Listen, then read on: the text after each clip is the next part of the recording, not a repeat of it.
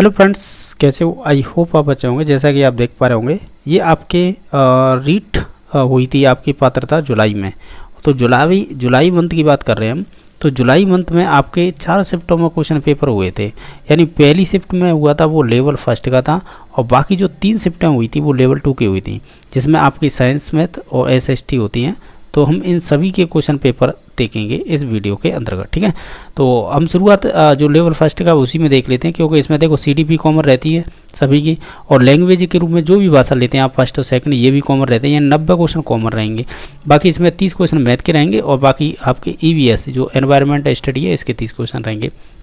तो सभी देख लेंगे, और बाकी हम 3 शिफ्ट होंगे तो देखेंगे वो लेवल 2 वाले।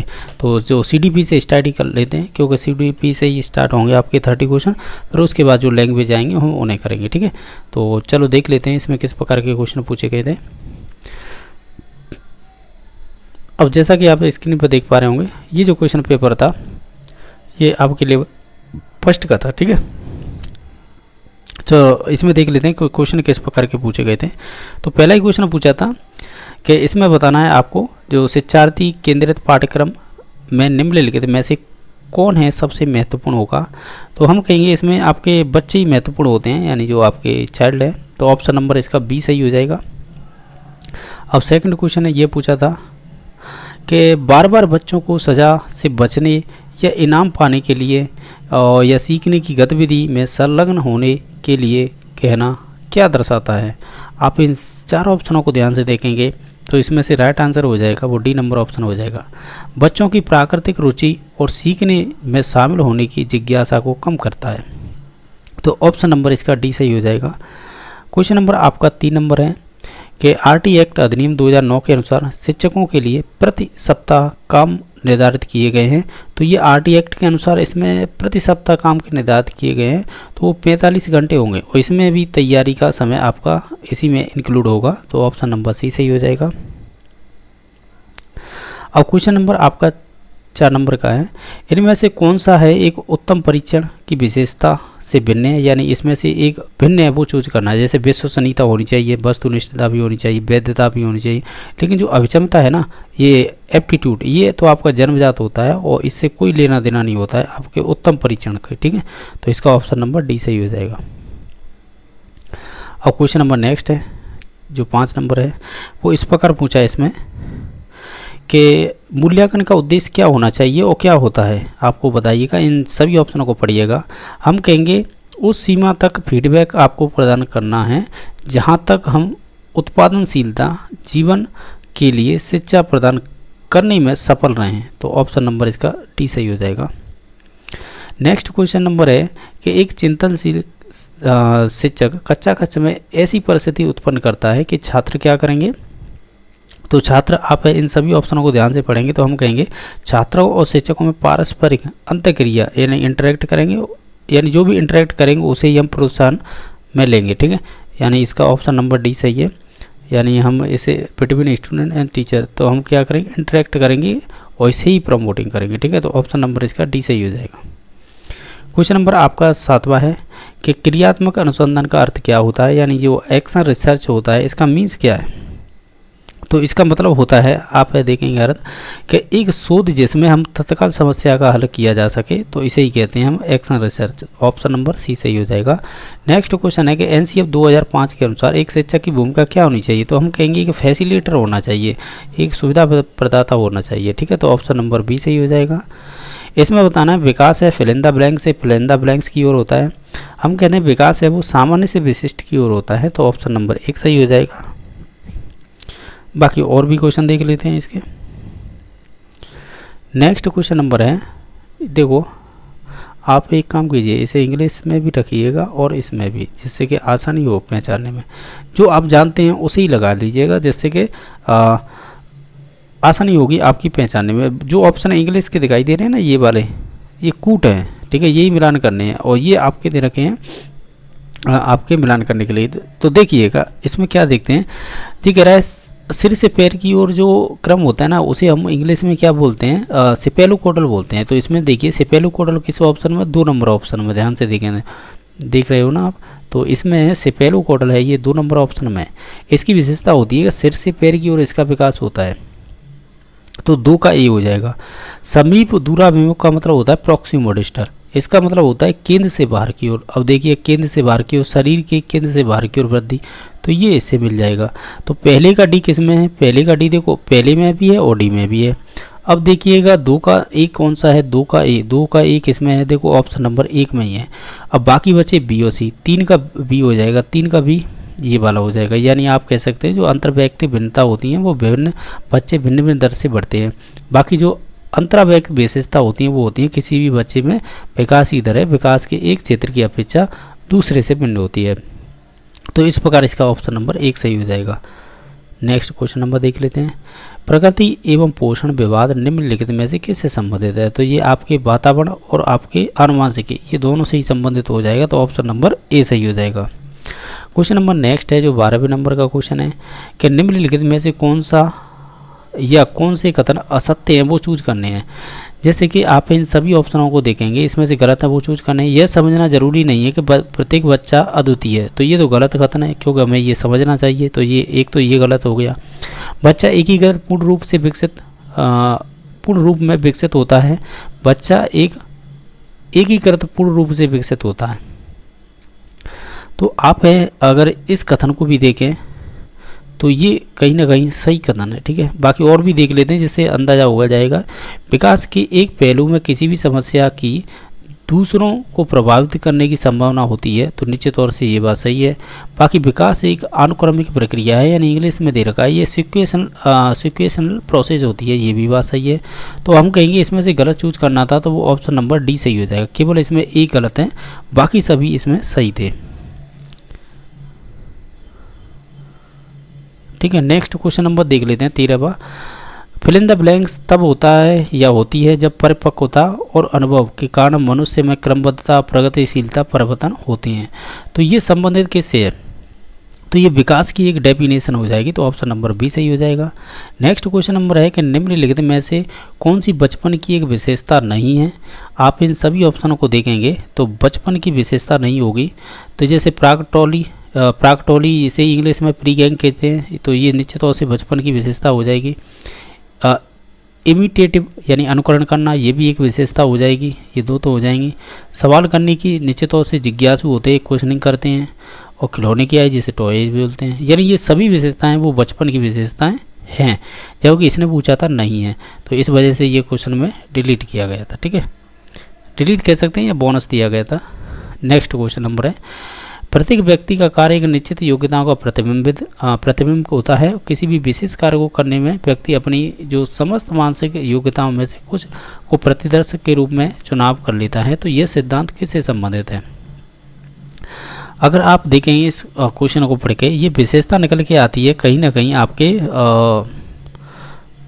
ये कह सकते हैं ये संबंधित हो जाएगी आपके थॉमसन का एक सिद्धांत है बुद्धि में, ये उसकी एक विशेषता है, क्योंकि उसने एक प्रतिदर्श का सिद्धांत दिया था बुद्धि में। आप ध्यान से देखेंगे तो उसमें आता है, ठीक है। बाकी इसमें और भी दे रखे हैं, जैसे थॉर्नडाइक ने बुद्धि में दिया था बहुकारक का सिद्धांत, ठीक है। और इसने आपके प्रयास एवं त्रुटि के संबंधित आपने देखा होगा व्यवहारवाद में पढ़ के, ठीक है। बाकी गिलफोर्ड ने त्रिआयामी या 3 डायमेंशन थ्योरी दी थी। डस्टन ने समूह कारक सिद्धांत दिया था। ये बुद्धि के आप पढ़ेंगे सिद्धांत दोनों में आता है, ठीक है। तो ऑप्शन नंबर इसका डी सही हो जाएगा।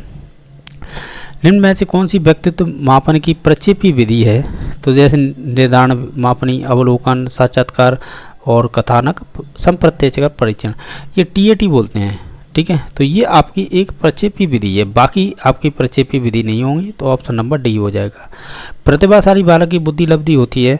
हालांकि देखा जाए इस क्वेश्चन में हम ये कहते हैं जिनकी बुद्धि लब्धि 130 से अधिक हो तो मोस्टली वो प्रतिभाशाली में आ जाते हैं।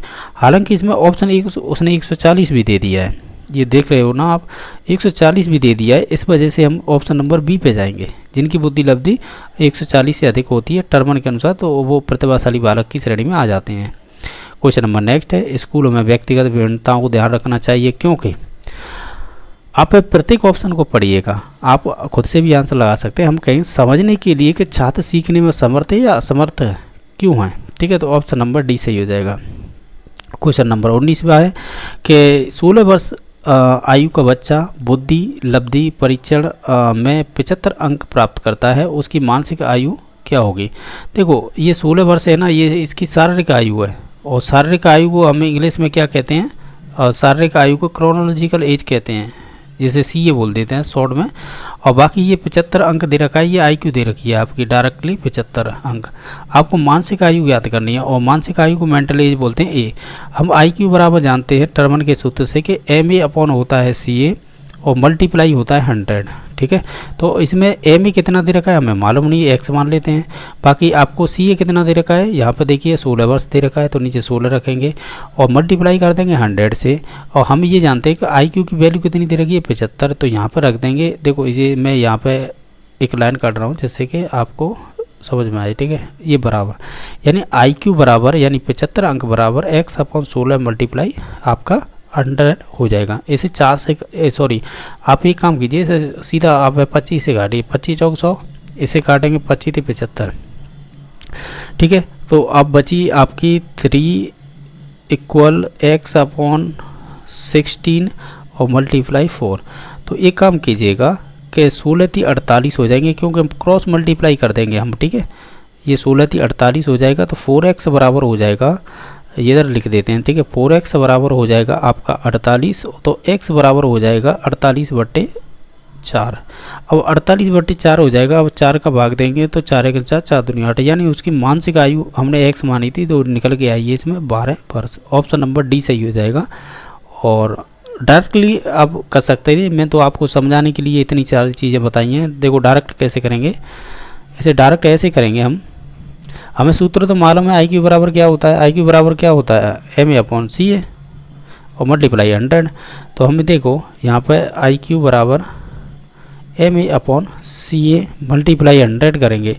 अब इन्हीं में हम रखेंगे, जैसे कि उसकी IQ दे रखी थी 75 ना, बराबर MA कितनी हमें मालूम नहीं है, X मान ली, और CA कितनी दे रखी है 16 वर्ष, तो 16 रखें, मल्टीप्लाई अब 100 करेंगे, तो जो मैंने किया उस हिसाब से करेंगे, तो इसका कितना निकल के आएगा 12 वर्ष आएगा। क्वेश्चन नंबर नेक्स्ट है कि बुद्धि लब्धि निकालने का फॉर्मूला बताइएगा। टर्मन ने दिया था बुद्धि लब्धि बराबर ये दे रखा है, तो ये किसने दिया था, जो हमने पिछला क्वेश्चन किया है उससे संबंधित ही किया है। तो ये टर्मन ने दिया था 1916 में, ठीक है। तो ऑप्शन नंबर इसका B सही हो जाएगा। नेक्स्ट है सृजनात्मकता मुख्यतः किससे संबंधित होती है, तो ये अति सक्रियता जिसे हाइपर एक्टिविटी बोलते हैं, ये संबंधित होगी, या कम बोधगम्यता से संबंधित होगी, या अभिसारी चिंतन से होगी, या अपसारी। हम जानते हैं जब भी आपकी सृजनात्मकता आ जाए 2-3 शब्द होते हैं, एक तो अपसारी चिंतन और आउट ऑफ बॉक्स सोचना, ठीक है, और जिसमें आपका दिमाग चले, यानी मीन्स ये है कि आप विभिन्न प्रकार से सोच सकते हैं एक ही चीज़ के बारे में, तो वही होती है अपसारी चिंतन कह लीजिए, अपसारी से चिंतन, या डाइवर्जेंट थिंकिंग कह सकते हैं, या आपकी क्रिएटिविटी बोल सकते हैं उसे ही। तो इसका ऑप्शन नंबर D सही हो जाएगा। इसमें से बताना है कौन सी समायोजन को बढ़ावा देती है, इसमें से एक चीज़ है, जैसे तीव्र चिंता, ये तो गलत बात है, बीमारी का डर, ये भी गलत बात है, अपराध बोध के बारे में जुनूनी सोच, ये भी आपका कहीं ना कहीं गलत है।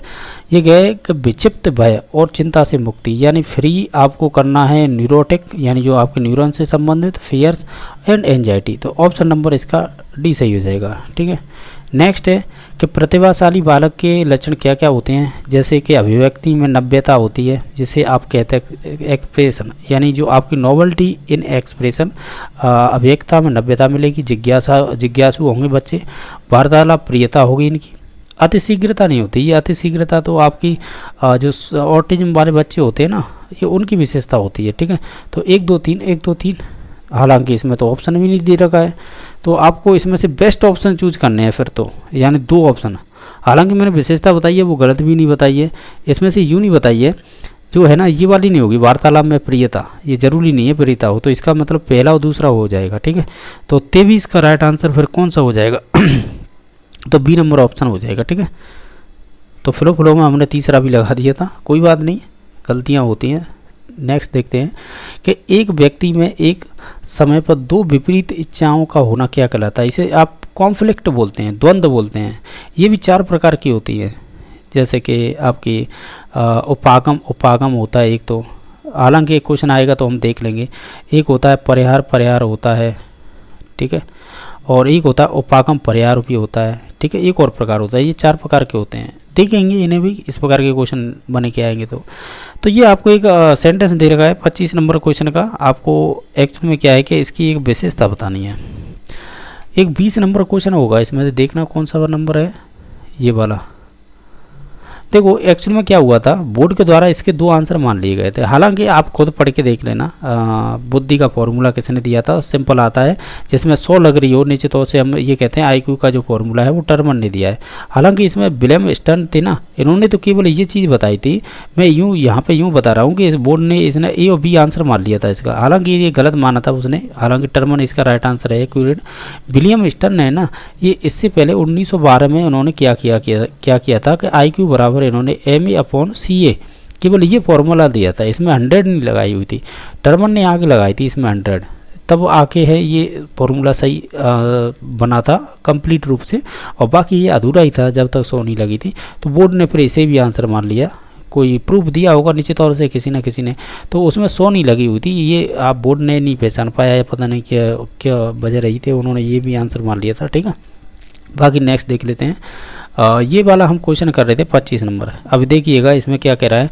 रवि का बुद्धि परीक्षण इंगित करता है कि वो औसत से लेकर औसत से अधिक बुद्धिमत्ता की श्रेणी में आता है। हालांकि पढ़ने, वर्तनी, सामाजिक विज्ञान और विज्ञान में उसके ग्रेड बहुत कम हैं, उसके गणित के ग्रेड काफ़ी अधिक हैं। रवि लेखन कौशल में अच्छा है। रवि में अधिक संभावना किसकी है। अब देख लीजिएगा क्वेश्चन में भी उसने लैंग्वेज बना के कन्फ्यूजन सा कर दिया है। ठीक है, देखो अगर रवि लेखन में अच्छा है तो निश्चित तौर से उसे डिस्ग्राफिया तो होगा नहीं, क्योंकि लेखन संबंधित जो विकृति होती है उसे बोलते हैं, तो ये ऑप्शन तो कट गया। देखो बोलने से संबंधित विकृति है कि नहीं है अभी देखेंगे, डिस्कैलकुलिया गणित से संबंधित है या नहीं है। इसमें एक बार और सेंटेंस को पढ़िएगा, ये कह रहा है कि वह औसत से लेकर औसत से अधिक बुद्धिमत्ता की श्रेणी रखता है। ठीक है, ये बात तो सही है। हालांकि पढ़ने और वर्तनी और सामाजिक विज्ञान और विज्ञान में उसके ग्रेड बहुत कम हैं। ठीक है, उसके गणित ग्रेड काफ़ी अधिक है, तो हम ये कहेंगे डिस्कैलकुलिया की भी उसे दिक्कत नहीं आएगी, क्योंकि मैथ में अच्छा है, तो ये भी ऑप्शन कट गया। ठीक है, यानी हमने 2 ऑप्शन काट दिए हैं। ठीक है, अब देखो डिस्पेजिया का मतलब होता है बोलने से संबंधित विकृति, इसमें बोलने से लेकर कोई स्टेटमेंट की बात नहीं हुई है, तो हम इसे भी काट देंगे। अब एक ऑप्शन बता डिसलेक्सिया। ठीक है, यही कह रहा था कि उसे हालांकि पढ़ने, वर्तनी, सामाजिक विज्ञान में उसे ग्रेड बहुत कम है, तो इसका मतलब उसे है पढ़ने से संबंधित डिसलेक्सिया है, यानी वो पढ़ने से संबंधित विकृति है जिसे हम डिसलेक्सिया कहेंगे। ठीक है, मैंने तो ये सभी चीज़ें हैं विशेषता को लेकर एक ऑप्शन काट के बताया। हालांकि आप इसे पहली कथन से ही समझ जाते हैं कि उसे पढ़ने से समझ डिसेबिलिटी है, मुझे बताने के लिए कि आपको अगर डायरेक्टली कोई चीज़ नहीं आ रही तो ऑप्शन काट के भी निकाल सकते हैं उसका। नेक्स्ट क्वेश्चन है, सीखना व्यवहार में उत्तरोत्तर सामंजस्य की प्रक्रिया है, यह कथन किस शिक्षाविद का है। हालांकि ये कथन है भिन्न भिन्न परीक्षाओं में पूछा हुआ क्वेश्चन है, तो ये आपके स्किनर से संबंधित है। इसे ही वो नेशनल हाईवे कहते हैं, इसे ही आपका सुपर हाईवे भी बोल देते हैं। ये परिभाषाएँ ऑलरेडी आ चुकी हैं परीक्षा में। क्वेश्चन नंबर 27वां है, और ये कह रहा है कि कक्षा 2 का कोई छात्रा है जिसका नाम है सृष्टि को अध्यापिका ने मूल गणित विषय के बारे में सवाल करवाए। अगले दिन वो बाजार में सामान खरीदने के उपरांत दुकानदार द्वारा की गई योग की गलती को चिन्हित करके सही करवाती है या सही करवाया है। यह अधिगम का कौन सा प्रकार है। सिंपल है, ये आपका सकारात्मक स्थानांतरण हो जाएगा, क्योंकि उसने कहीं एक जगह से ज्ञान सीखा है, वो दूसरी जगह उसका उपयोग कर रही है, तो हम उसे सकारात्मक स्थानांतरण बोलते हैं। तो या इसे पॉजिटिव ट्रांसफ़र बोल सकते हैं। तो ऑप्शन नंबर इसका बी सही हो जाएगा। नेक्स्ट क्वेश्चन नंबर देख लेते हैं कि इसमें से बताना है पुनर्वलन का सिद्धांत किससे संबंधित है। हालांकि आप जानते हो क्रिया प्रसूत जिसे ऑपरेंट कंडीशन थ्योरी बोलते हैं, स्किनर की है ये, तो ये उसी से संबंधित हो जाएगा। तो इसका ऑप्शन नंबर 1 सही हो जाएगा। नेक्स्ट क्वेश्चन नंबर है आपका 29वां। क्वेश्चन लंबा है, देखेंगे लंबे में कितना क्वेश्चन में क्या पूछा गया है। ये कह रहा है कि उदाहरण का चयन कीजिएगा जो आंतरिक अभिप्रेरणा को प्रदर्शित करता हो या दर्शाता हो। आप सभी ऑप्शनों को पढ़ लीजिएगा। हम कहेंगे जो मेगा है अपनी जो भी परियोजना है, जो प्रोजेक्ट कार्य है, वो के लिए विभिन्न स्रोत तलाश कर रही है, क्योंकि वो नई जानकारी प्राप्त करने के लिए कैसी है, उत्सुक है या रुचि रखती है। ठीक है, तो हम कहेंगे ये सही है। बाकी ये सभी थे वो बाह्य हो जाएंगे, यानी बाह्य अभिप्रेरणा के उदाहरण। नेक्स्ट क्वेश्चन नंबर है, निम्न में से किसने अधिगम सिद्धांत का प्रतिपादन नहीं किया है। तो देखो थॉर्नडाइक ने किया है, स्किनर ने किया है और कॉलर ने किया है। ब्लूम ने तो केवल शैक्षिक जो उद्देश्य होते हैं ना आपके, उनके बारे में वर्णन किया है, जिसमें आपने 3 प्रकार बताए थे इन्होंने।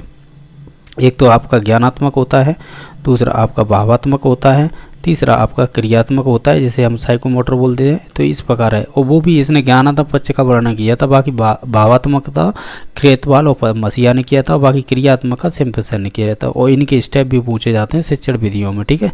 तो नेक्स्ट क्वेश्चन पेपर देख लेते हैं। देखो ये जो हमने अभी 30 क्वेश्चन किए हैं, ये आपके प्राइमरी में पूछे हैं, लेवल फर्स्ट वाले हैं ना उनके में। अब यहाँ से आगे है आपका ये नेक्स्ट क्वेश्चन पेपर है, ये आपका लेवल 2 का है। तो इसमें किस प्रकार के क्वेश्चन बने हैं वो भी देख लेते हैं, क्योंकि हम पहले साइको इसके ख़त्म कर लेते हैं, साइको के जितने भी क्वेश्चन हैं। हालांकि देखते हैं पहला क्वेश्चन क्या है।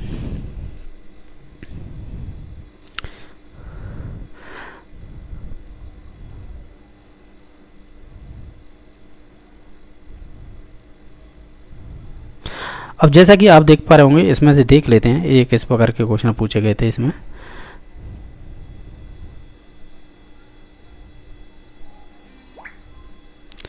इसमें से जो आपका पहला क्वेश्चन है, आपको स्क्रीन पर दिखाई दे रहा होगा।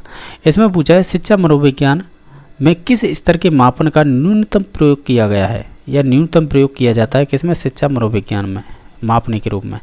जैसे कि इसमें 4 आपकी अनुसूचियाँ दे रखी हैं मापने की। जैसे कि हम बात करें इसमें जैसे कि क्रम सूचक, जैसे हम ऑर्डिनरी स्केल बोलते हैं। एक होती है आपकी नाम को मापनी, जैसे नॉमिनल स्केल बोलते हैं। तीसरी है रेशो स्केल, तीसरी है इक्वल इंटरवल स्केल। तो इसमें से आप है शिक्षा मनोविज्ञान में किस स्तर के मापन का न्यूनतम प्रयोग किया जाता है, यानी उसका बहुत कम प्रयोग किया जाता है। तो आप इन सभी ऑप्शनों को ध्यान से देखेंगे तो ऑप्शन नंबर इसका सी सही हो जाएगा, यानी आनुपातिक। यानी किसी एक ये कि जब आपको है मापन करना है और शिक्षा मनोविज्ञान में, तो वो आनुपातिक मापनी होती है, वो बहुत कम उपयोग की जाती है, आप ऐसे बोल सकते हैं। तो ऑप्शन नंबर सी सही हो जाएगा। क्वेश्चन नंबर 2 है, इसमें क्या पूछा है, इसमें ये कह रहा है आपसे कि राष्ट्रीय पाठ्यचर्या की रूपरेखा, जिसे NCF 2005 बोलते हैं, का मुख्य दर्शन क्या था। ये कह रहा है which of the main philosophy, यानी हाँ वो ये मुख्य दर्शन क्या था इसका। तो हम कहेंगे बिना बोझ की शिक्षा थी, इसका मतलब तो यही था। जो आपकी लर्निंग है विदाउट बर्डन होनी चाहिए, बिना बोझ की शिक्षा, ठीक है। तो इस प्रकार इसका ऑप्शन नंबर बी सही हो जाएगा। नेक्स्ट क्वेश्चन नंबर है कि जो आपका RT एक्ट 2009 है, जिसे आप शिक्षा का अधिकार 2009 बोलते हैं, कौन सा कथन इसके बारे में गलत है वो चूज करना है। तो आप एक एक ऑप्शन पढ़ेंगे, तो निश्चित तौर से हम पढ़ के देख लेते हैं ये कहना क्या चाह रहा है। ये कह रहा है कि 6 से 14 वर्ष के प्रति बालक को निःशुल्क अनिवार्य शिक्षा देनी चाहिए, ये बात सही है। विद्यालय प्रबंधन समिति का प्रावधान होना चाहिए, जिसे हम बोलते हैं SMC होती है निश्चित तौर से। ये आपके स्कूल में 1 to 8 जब आप है 1 to 8 की बात करते हैं तो इसे प्रारंभिक शिक्षा बोलते हैं। तो निश्चित तौर से इसमें SMC होती है, ये दोनों कथन तो सही है। प्राथमिक शिक्षा के लिए एक राष्ट्रीय आयोग का गठन करना चाहिए, ये भी बात सही है। अध्यापक के लिए प्रति सप्ताह है आपके 60 घंटे का कार्य होना चाहिए, 60 नहीं होने चाहिए, 45 घंटे होने चाहिए, उसमें भी आपकी तैयारी का समय इसमें इंक्लूड रहता है। तो ऑप्शन नंबर इसका डी गलत है, बाकी सभी सही थे। क्वेश्चन नंबर आपका 4 है, ये कह रहा है कि शिक्षा में क्रियात्मक अनुसंधान के विकास में योगदान किन का नहीं रहा है। निश्चित तौर से ये अच्छा क्वेश्चन था।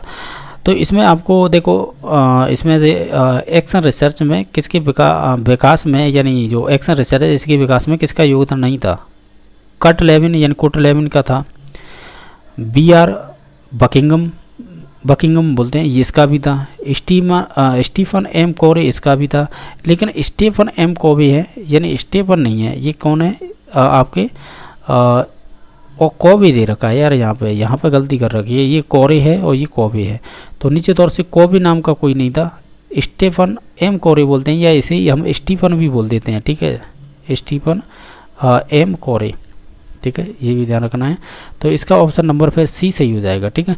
हमें गलत बताना था तो ऑप्शन नंबर सी सही हो जाएगा। बाकी कट लेविन, BR बकिंगम और आपकी स्टीफन M कोरे ये संबंधित हैं। बाकी आपके ये कोवे है, ये नहीं संबंधित होंगे, कोरे संबंधित होंगे। ये अच्छा क्वेश्चन पूछा था कन्फ्यूजन करने के लिए। नेक्स्ट क्वेश्चन नंबर है, इसमें पूछा है किसी परिप्रेक्ष्य के अनुसार बाल विकास शरीर के अंदर एक विशिष्ट या तथा पूर्व व्यवस्थित प्रणाली को दर्शाता है। ठीक है, तो ये किससे संबंधित है, यानी आपका जो परसेप्टिव होता है, आप जो प्रत्यक्षीकरण के द्वारा देख पाते हैं, ये कह रहा है child development reflect a specific and the pre arranged scheme with in the body.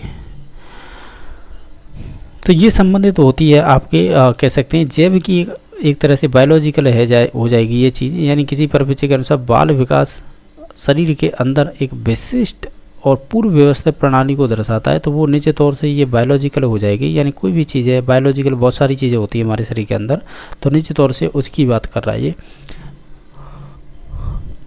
Next question number है, किस मनोविज्ञान ने बाल विकास के सिद्धांत से संबंधित नहीं है? जीन पियाजे हैं और अल्बर्ट बांडुरा हैं, लेवाइगोस्की हैं, लेकिन अब्राहम मैस्लो है ना, ये व्यक्तित्व चैप्टर पढ़ेंगे ना, उससे संबंधित हैं। ठीक है, तो इसका ऑप्शन नंबर बी सही हो जाएगा। हालांकि हमें इसके स्टेप वगैरह भी पढ़ेंगे जब आएगा, जब सिद्धांत इसका और भी क्वेश्चन आएंगे स्टेप को लेकर, तो निश्चित तौर से हम बताएंगे इसमें। नेक्स्ट है कि आनुवांशिकता की भूमिका के अध्ययन के लिए कौन सी विधि वैध नहीं है? किसके लिए? आनुवांशिकता के लिए। तो इसमें देखो, जुड़वा बच्चे का अध्ययन करना निश्चित तौर से हो सकता है, अभिभावक और बालक के विश्लेषण यानी पेरेंट और चाइल्ड एनालिसिस ये भी हो सकता है, दत्तक ग्रहण अध्यापन जो आप एडॉप्शन स्टडी करते हैं वो भी इसी के अंतर्गत आ जाएगी। ठीक है, और ये भी आ जाएगी। बाकी ये समवयस्क समूह का अध्ययन करना, ये कोई ज़रूरी नहीं है कि वो आपके आनुवांशिकी से संबंधित हों। ठीक है, ये तो कोई भी हो सकता है। समवयस्क समूह का मतलब तो ये पीयर ग्रुप है, एक ही क्लास के एक ही उम्र के बच्चे होते हैं मोस्टली, तो वो पीयर ग्रुप में ही आ जाते हैं। ठीक है, तो इसका ऑप्शन नंबर डी सही हो जाएगा। क्वेश्चन नंबर नेक्स्ट है कि एक व्यक्ति की दिखाई देने वाली देख और तथा मनोवैज्ञानिक विशेषताओं को फिल इन द ब्लैंक्स द्वारा परिभाषित किया जा सकता है। देखो, एक तो होता है जीनोटाइप, एक होता है फिनोटाइप। जीनोटाइप तो हमारे शरीर के अंदर होने वाली जो भी गतिविधि है उनसे संबंधित होता है। आपने जो वो पढ़ा होगा, ग्रेग जॉन मेंडल थे जो आनुवांशिकता के पिता कहलाते हैं, तो उन्होंने मटर के पौधे में प्रयोग किए होंगे, तो वहाँ पे आप पढ़ते होंगे, 10th तक तो पढ़ते ही हैं सभी, कि जैसे कि F1 पीढ़ी यानी फर्स्ट जनरेशन में क्या अनुपात रहा था जीनोटाइप का या फिनोटाइप का, ये शब्द हैं उन्हीं से आई हैं, ये आनुवांशिकता से टर्म। तो हमें पूछा है कि व्यक्ति की दिखाई देने वाली देख और मनोवैज्ञानिक विशेषताओं को, यानी देख का मतलब जिसे आप देख सकते हैं ना, वो होता है आपका फिनोटाइप। ठीक है, और जिसे आप देख नहीं सकते वो होता है आपका जीनोटाइप। तो ये फिनोटाइप होता है, और ये हालांकि देखा जाए ना, ये बायोलॉजी का क्वेश्चन है और यहाँ पर इन्होंने पूछ लिया है, केवल इसने एक मनोवैज्ञानिक विशेषता डाल दी जहाँ पे और साइकोलॉजी का क्वेश्चन बना दिया है। हालांकि इसका राइट आंसर होगा c number option. Question number next है, हेनरी ए मुरे और क्रिस्टियाना डी मॉर्गन द्वारा कौन सा परिचय निर्मित किया गया था? ये व्यक्तित्व का चैप्टर पढ़ेंगे ना, तो उसमें विधियाँ चलती हैं, तो निश्चित तौर से ये आपका जिसे बोलते हैं TAT, इंग्लिश में बोलते हैं थेमेटिक एप्रिसिएशन टेस्ट बोलते हैं, ये इसे हिंदी में कहते हैं कथानक संप्रत्यक्षण परीक्षण कहते हैं। ऑप्शन नंबर इसका सी सही हो जाएगा। इसमें आपके 31 कार्ड हुआ करते थे, जिसमें से आपके 30 कार्ड तो ऐसे हुआ करते थे, कैसे हुआ करते थे कि मेल के हो जाते 10 कार्ड, फीमेल के 10 कार्ड और 10 कार्ड खाली हुआ करते थे, यानी सॉरी दोनों के हुआ करते थे। इस प्रकार ये 30 कार्ड और एक कार्ड पर आपकी कहानी लिखवाई जाती है, इस प्रकार 31 कार्ड होते थे। और ये दोनों ही आपके स्टीफन एम मुरे और आपकी क्रिस्टियाना डी मॉर्गन, ये दोनों के द्वारा दिया गया, तो ऑप्शन नंबर सी सही हो जाएगा।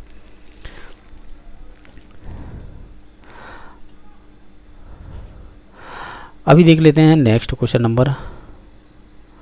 इसमें नेक्स्ट क्वेश्चन नंबर है 10वां, एक बालक की वृद्धि से कौन सा कारक संबंधित नहीं है? तो देखो, आप है इसमें से वो शब्द छाटिएगा जो बालक की वृद्धि से संबंधित नहीं है। जैसे पोषण निश्चित तौर से ये है, स्वास्थ्य ये भी निश्चित तौर से उससे संबंधित है, और क्या हो सकते हैं, और आपकी निद्रा निश्चित तौर से वो बच्चे के वृद्धि से ही संबंधित है, यानी बालक के विकास से ही। बाकी जो अधिवास होता है ना, जहाँ पर आप निवास करते हैं या जहाँ के निवासी हैं, जिसे डोमिसाइल बोलते हैं, जैसे मूल निवास वगैरह होता है निश्चित तौर से, तो ये कोई लेना देना नहीं है आपकी वृद्धि से। ठीक है, तो ऑप्शन नंबर डी सही हो जाएगा। क्वेश्चन नंबर नेक्स्ट है, विकास का कौन सा आयाम है जो नोम चॉम्स्की सिद्धांत से प्रभावित था? तो वो उनका एक ही सिद्धांत चलता है, भाषा विकास है। तो वो कहते हैं कि जहाँ बच्चा है यानी एलईडी लेकर पैदा होता है, यानी लैंग्वेज एक्विजिशन डिवाइस, यानी बच्चा है भाषा भी अपने आप सीख जाएगा, समाज के अंदर उसकी ग्रामर भी सीख जाएगा। तो इससे संबंधित ये भाषाओं की बात करते हैं चॉमस्की की। तो ऑप्शन नंबर 1 सही हो जाएगा। क्वेश्चन नंबर नेक्स्ट है, स्वभाव में व्यक्तिगत विभिन्नताएं आधारभूत रूप से होती हैं। तो स्वाभाविक में यानी स्वभाव में व्यक्तिगत विभिन्नताएं होती हैं, तो ये आपकी होती हैं जो भी होती है ये जन्मजात होती हैं, ठीक है, ये ध्यान रखना।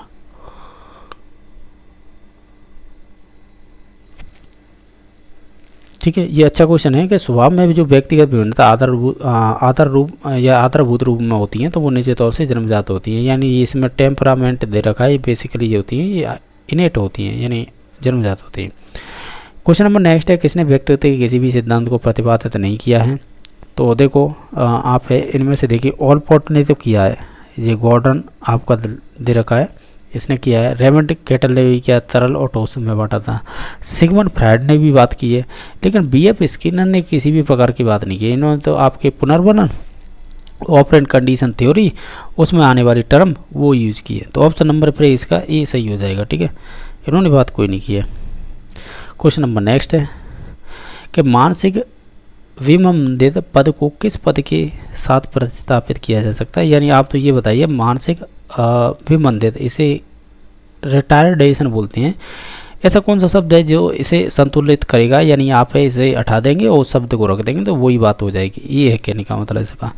आप है इन सभी ऑप्शनों को ध्यान से देखेंगे तो हम कहेंगे बौद्धिक अयोग्यता है ना, ये शब्द यूज किया जाता है, इसे बोलते हैं इंटेलेक्चुअल डिसेबिलिटी, इसे ही बोलते हैं मानसिक विमंदिता। तो ऑप्शन नंबर ए सही हो जाएगा। क्वेश्चन नंबर 15 है, व्यक्तित्व की सैद्धांतिक अवधारणा के लिए निम्न में से कौन सा कथन सत्य नहीं है। यानी व्यक्तित्व की जो सैद्धांतिक अवधारणा है ना, यानी जो कॉन्सेप्ट दे रखा है उससे संबंध नहीं है।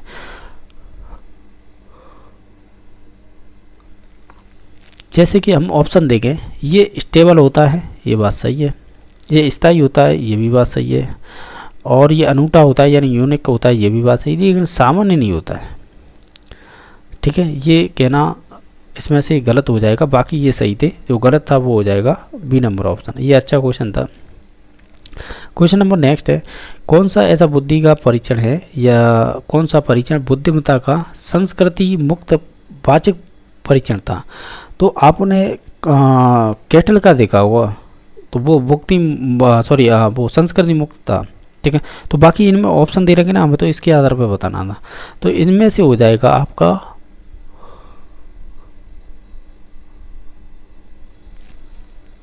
तो इसमें से हो जाएगा जो स्टैंडर्ड प्रोग्रेसिव मैट्रिसेज परीक्षण था, या मैट्रिक्स बोलते हैं इसे ही, तो ये आपका मैट्रिसेज हो जाएगा, ये संबंधित हो जाएगा, ये संस्कृति मुक्त वाचक परीक्षण था, ठीक है। ये अवाचक वाचक ये भी याद रखने होते हैं, ये बुद्धि के परीक्षण में ही आते हैं।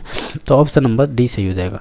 क्वेश्चन नंबर नेक्स्ट है, बहुआयामी बुद्धिमत्ताओं को हार्वर्ड गार्डन ने कौन सी बुद्धिमत्ता में सम्मिलित नहीं है, ये बताना है। उन्होंने जो बताए थे ना 11 प्रकार, पहले 9 बताए थे, फिर 2 और जोड़ दिए थे 11, तो इनमें से बताइए कौन सा नहीं है। तो इमोशनल नहीं होगा, इस प्रकार की बात नहीं की है। बाकी उन्होंने एक्सटेंशियल अस्तित्ववादी की बात की है, नेचुरलिस्टिक यानी जो प्राकृतिक है उनसे संबंधित बात की है, इंट्रापर्सनल और इंटरपर्सनल होते हैं उनसे भी बात की है, यानी सभी की बात की है, लेकिन सामवेद की बात नहीं की है, यानी इमोशनल की। रचनात्मक चिंतन में कौन से प्रकार संबंधित नहीं होता है। तो देखो ये आपके रचनात्मक चिंतन के कौन से प्रकार से संबंधित नहीं है, तो आपको ये बताना है। जैसे कि हम बात करें अत्यधिक चिंतन, ये हो सकता है ओवर थिंकिंग, रिफ्लेक्टिंग थिंकिंग भी हो सकती है, मेटा थिंकिंग भी हो सकती है। बाकी डाइवर्जेंट थिंकिंग है ना, ये आपकी रचनात्मक चिंतन से संबंधित नहीं है, ठीक है, ये ध्यान रखना। ये अच्छा क्वेश्चन पूछा है इन्होंने, तो ऑप्शन नंबर टी सही हो जाएगा। क्वेश्चन नंबर नेक्स्ट है कि विशेष आवश्यकता वाले बालकों के साथ कौन सी विधि प्रत्यक्ष रूप से संबंधित नहीं होती है। तो इसमें से हो जाएगी जैसे खेल कूद व अतिरिक्त पाठ्यक्रम गतिविधि का विकास करना, तो ये ऑप्शन नंबर बी सही हो जाएगा। इसमें हमें यही पूछा था कि विशेष आवश्यकता वाले बालकों के साथ कौन सी विधि है जो प्रत्यक्ष रूप से संबंधित नहीं है, क्योंकि खेल कूद है जो विशेष आवश्यकता वाले वो किसी भी प्रकार के बालक हो सकते हैं जिन्हें दिखाई नहीं अच्छी प्रकार से दे रहा हो, या कोई डिसेबिलिटी हो या कोई विकलांगता हो, तो निश्चित तौर से हम कह सकते हैं वो खेलकूद और अतिरिक्त पाठ्यक्रम की जो भी गतिविधि है उनका विकास ये आपके संबंधित नहीं होंगी विशेष आवश्यकता वाले बच्चों से। बाकी है पाठ्यक्रमों का विभिन्नीकरण ये हो सकता है, भिन्न शिक्षण शैलियाँ हो सकती हैं, विशेष गतिविधियों के लिए प्रशिक्षण हो सकता है, लेकिन बी नंबर नहीं होगा। पढ़ने से संबंधित अधिगम अक्षमता को कहेंगे, पढ़ने से संबंधित डिसलेक्सिया होती है, तो ऑप्शन नंबर बी सही हो जाएगा। न्यूनतम आधारित सुविधाओं से वंचित बालकों को निम्न में वर्गीकृत किया जा सकता है, तो हम उन्हें अलावान्वित बालक बोलते हैं, तो हम कहेंगे उनके लिए डिसएडवांटेज चिल्ड्रन, इनके लिए टर्म यूज की जाती है आपकी साइकोलॉजी में, प्रतिकूल परिस्थिति ग्रस्त बालक। ठीक है, तो ऑप्शन नंबर सी सही हो जाएगा। कौन सा कुछ समायोजन का व्यवहारगत लक्षण है, जैसे कि इसमें से अच्छा क्वेश्चन था ये वाला। देखो इसमें क्या पूछा है कि कुछ समायोजन का व्यवहारगत लक्षण क्या होगा, वो आपकी होगी अग्रेशन, आक्रामकता, बाकी असुरक्षा नहीं होगी, चिंता नहीं होगी, उदासीनता भी नहीं होगी। ठीक है, तो ऑप्शन नंबर ए सही हो जाएगा। क्वेश्चन नंबर आपका 23वां है कि अधिगम की अवधारणा के लिए कौन सा कथन है वो आपका सत्य नहीं है। अधिगम व्यवहार में परिवर्तन करता है, ये बात सही है। अपेक्षाकृत रूप से स्थायी अंतर परिलक्षित होते हैं, ये भी बात सही है। अधिगम अभ्यास द्वारा प्रभावित होता है, ये भी बात सही है। अधिगम जन्मजात होता है, जन्मजात नहीं होता है, अधिगम तो आपका अर्जित होगा। ठीक है, तो ऑप्शन नंबर फिर इसका डी सही हो जाएगा। क्वेश्चन नंबर आपका 24 है, इवान पावलोव द्वारा प्रतिपादित शास्त्रीय अनुबंधन सिद्धांत अधिगम को निम्न द्वारा समझाया जा सकता है। तो उन्होंने तो किसकी बात की है, देखो पुनर्वलन की बात नहीं की है, अनुकरण की बात नहीं की है, अंतर्दृष्टि की बात नहीं की है, तो साचार की बात की है, एसोसिएशन, जिसे आप अनुबंधन भी बोल सकते हैं। ठीक है, बाकी पावलर ने आपका क्लासिकल कंडीशन थ्योरी दी थी, क्लासिकल कंडीशन थ्योरी कह सकते हैं या लर्निंग प्रोसेस या सिद्धांत बोल सकते हैं, क्लासिकल कंडीशन थ्योरी, जैसे आप CCA बोल सकते हैं। ठीक है, वो शॉर्ट टर्म याद करने में की है, हालांकि यहाँ पे क्लासिकल कंडीशन यही ध्यान रखें, अनुबंध क्लासिकल अनुबंधन यानी शास्त्रीय अनुबंधन सिद्धांत बोल सकते हैं। तो इसका ऑप्शन नंबर फिर बी सही हो जाएगा, यानी इसी से संबंधित है ये। ठीक है, बाकी है इनमें से बताना है बालकों के लिए अधिगम की प्रक्रिया इसमें से कौन सी नहीं है। आप इन सभी ऑप्शनों को ध्यान से देखिएगा। इसमें से देखो प्रतिबिंबन हो सकता है, रिफ्लेक्शन, यानी इनमें से कौन सी बालक की अधिगम की प्रक्रिया नहीं है। तो देखो प्रतिबिंबन हो सकती है, तर्क हो सकता है, कल्पना भी हो सकती है, लेकिन परिपक्वता ये ऑटोनोमस प्रोसेस होती है, यानी कि अपने आप होने वाली प्रोसेस है, वो भी वातावरण में, तो ये नहीं होगी। ठीक है, बालकों की अधिगम की प्रक्रिया नहीं है, वो ये नहीं होती है। बाकी ये हो सकते हैं तर्क, कल्पना, प्रतिबिंब, ये सभी चीज़ें। क्वेश्चन नंबर नेक्स्ट है, अधिगम में पुरस्कार एवं दंड की अवधारणा किसके द्वारा प्रस्तावित की गई थी। तो ये BF स्किनर के द्वारा की गई थी। इसे ही हम ऑपरेट कंडीशन थ्योरी सिद्धांत के अकॉर्डिंग पढ़ते हैं, जिसे बोलते हैं reward and punishment in learning. तो ये संबंधित है आपके स्किनर से। ठीक है, तो ऑप्शन नंबर सी सही हो जाएगा। और ये शायद मेरे हिसाब से सितंबर की रीट हुई थी, उसमें पूछा हुआ है ये क्वेश्चन। क्वेश्चन नंबर नेक्स्ट है 27वां, कच्चा अधिगम में अभिप्रेरणा की भूमिका किस प्रक्रिया से प्रत्यक्ष रूप से संबंधित नहीं होती है। यानी अभिप्रेरणा या अभिप्रेरण की भूमिका है किस प्रक्रिया द्वारा प्रत्यक्ष रूप से संबंधित नहीं होती है। तो आप इन सभी ऑप्शनों को ध्यान से पढ़िएगा, जैसे कि प्रगति एवं परिणाम का ज्ञान होना, यानी नॉलेज ऑफ प्रोग्रेसिव, जो भी आपकी प्रोसेस होती है उसका रिजल्ट होना, तो ये संबंधित हो जाएगी इससे। यार हमें तो वो केवल वो बतानी है जो संबंधित नहीं है। ठीक है, और आपकी प्रशंसा एवं आलोचना हो सकती है, और आपका आकांक्षा का स्तर। तो इसमें से जो अंतर्वैयक्तिक समायोजन है ना, ये संबंधित नहीं होगी, जिसे हम इंटरपर्सनल बोलते हैं, एडजस्टमेंट, ये आपका प्रत्यक्ष रूप से संबंधित नहीं होगा। तो ऑप्शन नंबर बी सही हो जाएगा। ये अच्छा क्वेश्चन था। नेक्स्ट क्वेश्चन नंबर, शिक्षा में अवधारणा मानचित्र द्वारा सुझावित किया गया है, ये किसके द्वारा, यानी जिसे इंग्लिश में बोलते हैं कॉन्सेप्ट मैपिंग है, ये किसके द्वारा एजुकेशन में जो आपका इंट्रोड्यूस किया गया है, किसके द्वारा। तो ये संबंधित हो जाएंगे आपके जोसेफ डी नोवाक। ये हालांकि फर्स्ट ग्रेड का क्वेश्चन है, जिन्होंने भी RPSC फर्स्ट ग्रेड दे रखी है, निश्चित तौर से वो इसे देखेंगे तो पहचान जाएंगे, क्योंकि वहाँ पे एजुकेशन साइकोलॉजी ICT चलती है, तो वहाँ पे ये चीज़ें पढ़ी जाती हैं। डेविड आसुबेल हो गए और जोसेफ डी नोवाक हो गए, और भी 3-4 मनोवैज्ञानिक हैं, वो पढ़े जाते हैं। नेक्स्ट क्वेश्चन नंबर है, शिक्षण का कौन सा प्रकार शिक्षण के उद्देश्यों पर आधारित नहीं है। तो देखो ऐसा देखा जाए तो उद्देश्यों का वर्गीकरण ब्लूम ने किया था। तो ज्ञानात्मकता, भावात्मकता, क्रियात्मकता, तो ये वर्णनात्मक नहीं होगा। तो ऑप्शन नंबर इसका बी सही हो जाएगा। क्वेश्चन नंबर नेक्स्ट है, नैसर्गिकता से विचारों की सूची के एकत्रण के द्वारा विशेष समस्या के समाधान की समूह रचनात्मकता विधि को कहते हैं। आप इन सभी ऑप्शनों को देखेंगे तो इसमें से हम कहेंगे ये कहीं ना कहीं आपकी मस्तिष्क विप्लव युक्ति, यानी जिसे हम ब्रेन स्टॉर्मिंग स्ट्रेटजी बोलेंगे, तो ऑप्शन नंबर ए सही हो जाएगा। ठीक है, यानी ब्रेन स्टॉर्मिंग विधि ये एक चलती है, तो ये उसकी बात कर रहा है। ठीक है, तो ऑप्शन नंबर ए सही हो जाएगा। इस प्रकार ये आपके लेवल 2 का जो सेकंड शिफ्ट का ये क्वेश्चन पेपर था। और इसके बाद है नेक्स्ट शिफ्ट देख लेते हैं, थर्ड आएगी उसके क्वेश्चन। ये आपकी थर्ड शिफ्ट थी, इसमें किस प्रकार के क्वेश्चन पूछे गए थे वो देख लेते हैं। अब देखो थर्ड में किस प्रकार के पूछे गए थे वो देख लेते हैं। जैसे कि थर्ड शिफ्ट में ये क्वेश्चन थे,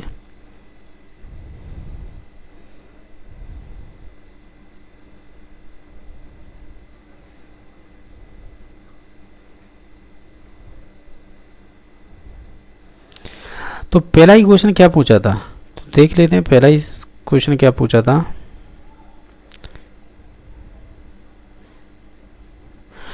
ये कह रहा है कि आकलन का कौन सा प्रकार है जो शिक्षण अधिगम प्रक्रिया से संबंधित नहीं है।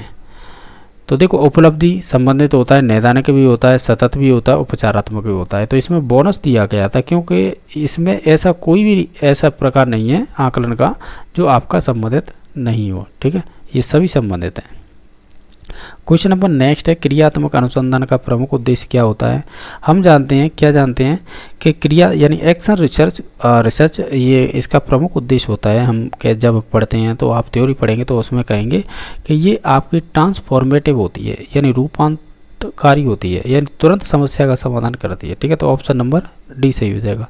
नेक्स्ट 3 नंबर क्वेश्चन है कि उपलब्धि परीक्षण के निर्माण के लिए निम्न में से कौन सा ऐसा कह सकते हैं कौन सा इसमें से सत्य नहीं है कथन।